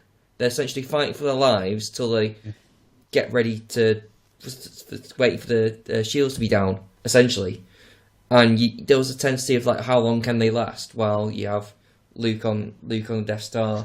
And I like that with the first Death Star, that they've got to be counterintuitive to stay alive. In that they've got to stay close to it, because all the sort of ground to air weapons are going to work better the further you are away from it. So you've got to fly right towards your fears to survive. I like that shot there. That zoom in there, I just thought, oh, that's fucking amateur. Yeah. It was just a filmmaker who wasn't quite sure what to do. I'll just do a load of computer shit. There's another change here as well, where Padme falls out of the craft. When like a stormtrooper goes over to her and asks if she's all right, and she answers a lot more affirmatively than she did in the cinema cut, because she was like, first time round, it was like, but that's about it. But it's just, Anakin is quite close to a qualified Jedi at this point. And yet he doesn't make a single correct decision all the way through. It's like he immediately he's just ridiculously over-emotional at all times. It's not even an intermittent problem. Yeah. And they seem to be randomly firing at sand dunes. Oh, and she's fallen. It's like in this fight, it's like, right, well, let's attack them together, and he just goes ahead. I know. But whereas, like, in the next film, you could say, well, okay, well, that decision was taken away from him because he did go, Dooku did take out Obi-Wan, so he's left on his own. Yeah.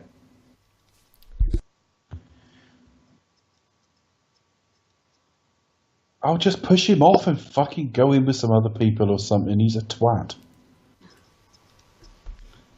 I wish I had... Even conflicted feelings would be alright. Even if we sometimes thought Anakin was cool, but he had this side we didn't like that came out occasionally. But he's always a bellend. Yeah. He's never interesting. He's never funny. He's never likable. He's never charming. He is just consistently entitled, whiny, and a twat. Well, not getting given a reason to care, really. No, and it really, I feel so sorry. I mean, he's not alive to see it, and he wasn't the biggest Star Wars fan anyway, but there's a part of me that feels sort of a bit sorry for Alec Guinness, that he just undermines one of the best lines he ever delivers in the whole series, about, he was such a good friend, There you go. I'm taking him now. It's like, what? After everything I've just said. And that's an awful effect as well. Thankfully, and all the lightning he fires at Obi-Wan now is just going to be directly at his lightsaber, so we'll be all right. There you go, look. Just like, don't vary it. Don't move your hand down a bit.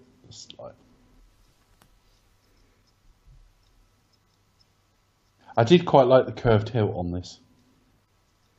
Dooku's lightsaber. Design, yeah, it's got a curved hilt on it. Yeah, it's pretty smart. Don't know how useful that would be in the real world, but I quite like it. It's just like a stylistic choice, isn't it? Yeah.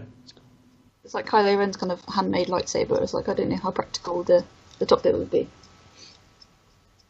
Well, a hilt might kind of makes sense, but Yeah. one you could accidentally cut your nuts off with, maybe less so. Not as protective. I mean, I like how they make use of it in the Force Awakens, because you used it to kind of like dig into Finn's. And the way that was cut together there, clearly, they've got to like test screening stage, and George has realised that like we didn't know what happened. We hadn't thought about what happened to Padme. Because that's ages after she fell off. Oh shit! You all right? Yeah, fine.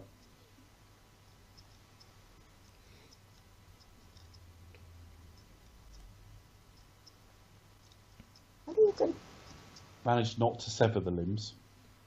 Very considerate. This film does have a thing with chopping off limbs. Yeah, it does. That was a jump and a half, wasn't it? That was an epic jump, bloody hell. Even for a Jedi.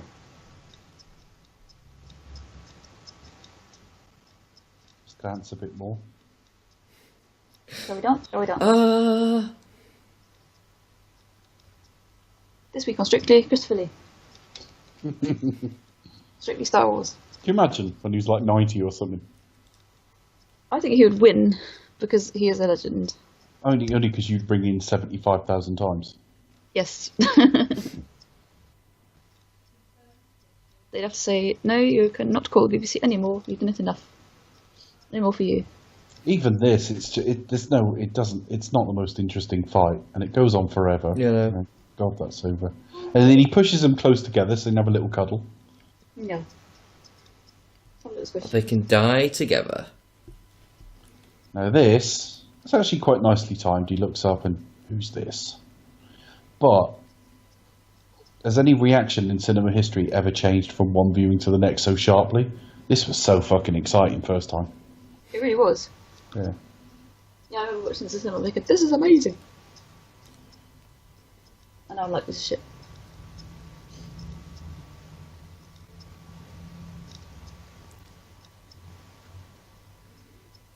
Cool.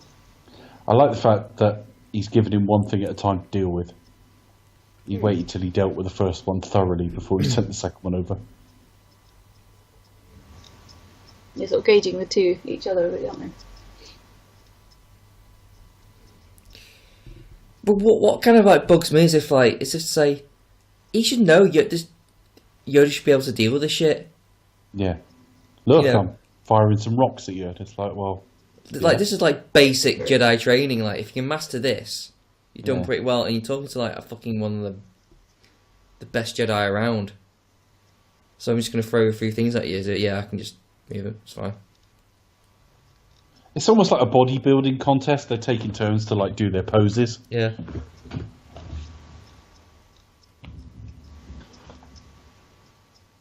And then you have to pronounce that. Yeah. Well, I'm gonna start using lightsabers now. Yes. That's so stiff. The dialogue is terrible. That shot's great. The next bit, not so much.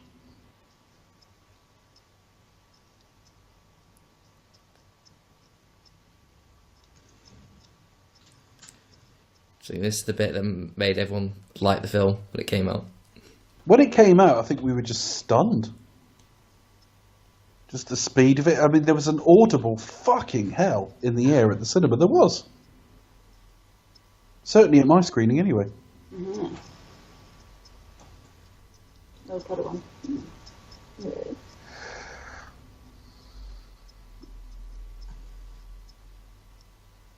Old Padawan. Well, yeah. It's not youthful.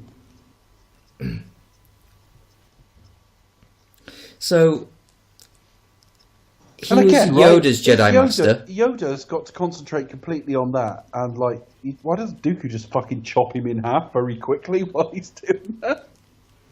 Because that would make sense. Yeah, it is filmed. Oh, well. Fucking filler, all of it. But yeah, so he was Yoda's Jedi Master. No, sorry, it was the way old around. Padawan. Yeah. At some point, Yoda must have trained him. Yoda trains all of them at some point. Whether he was a Padawan apprentice to him directly, I'm not sure. Would Yoda say it's like meeting up with an old teacher or something? Would he see you all as all old Jedis as his former pupils? I suppose. I mean, Yoda's getting on for 900 years old, so he's trained generation after generation of them. But wasn't Dooku also Qui-Gon's master? Or am I just... Was that in he dialogue? was, yeah. Really? Yeah. Yeah, was it in dialogue? I think he said something. I think was he might have talking said something to Like Obi-Wan before. He did when Obi-Wan was in there. That reminds me of Generations there, because that was a horrible wind sail effect there. Not Generations, Insurrection. That was a horrible wind sail effect as well. That looks terrible.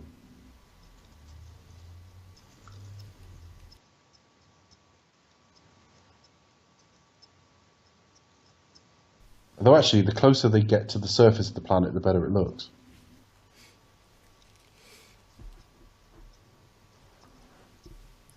Why would you need that in space, though? I have no idea. Well, it's a solar sail, isn't it? I think it's a solar sail, so effectively it's powered by whatever sun you're nearest. Okay. So it's just like picking up energy rather than actually picking up Well, wind. it's not picking up wind. No. Well, you never know in the Star Wars universe, I suppose, but I don't think so.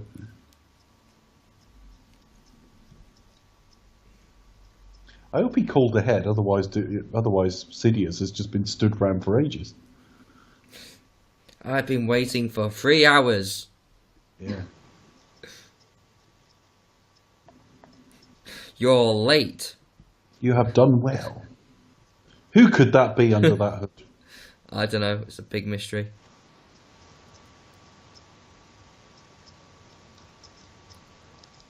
You are late, Dooku. You look stunning, Sidious. You're forgiven. Bit of dinner and dancing? That was a Pretty Woman reference there. Anyone spotted it? Well, no, I saw Pretty Woman once 25 years ago, so... Wow.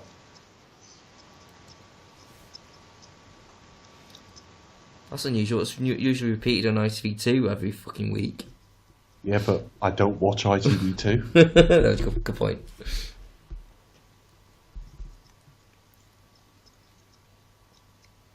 Sounds good.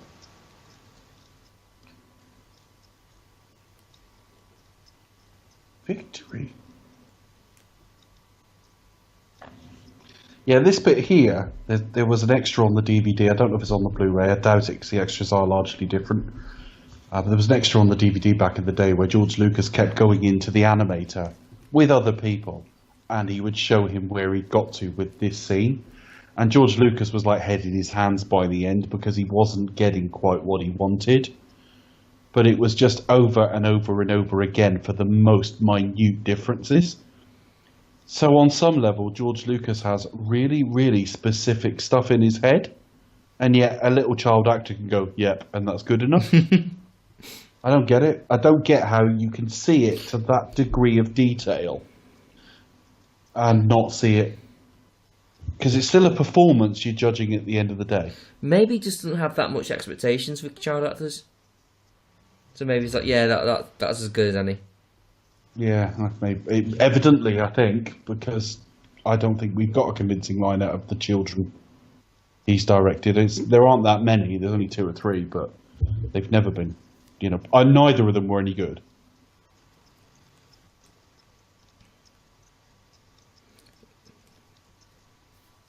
Secretly getting married. Yeah. Nobody can sense any of this. No, I can't see anything going wrong with this at all. No, I think it's all going well because he's got quite a nice even temperament. And he's a good guy. And he hasn't committed mass murder. And he's happy to bide his still. time as well. He's not impatient.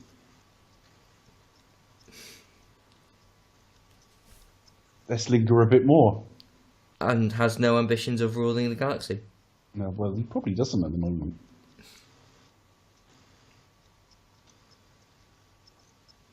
Although I do like the music, I can't hear it because it's not playing, but I do. Across the Stars is nice.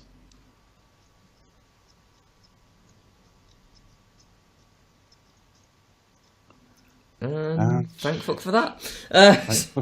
About bloody time. Fuck's sake. It's bastarding long, isn't it? Fucking hell. Produced by Rick McCallum, which I think involved making coffee. Because I can't see Involved anything making else us all it could. puke. And if the extras... They're all standing around saying, yes, George. And calling Ewan before the Phantom Menace and going, it's gonna be cool, dude! And that's about it. I saw there was somebody in the credits with the surname Becca. Hello, Becca speaking. Bucket.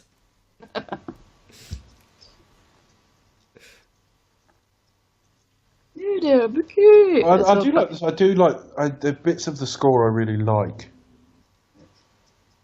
Charlie, thoughts on the score?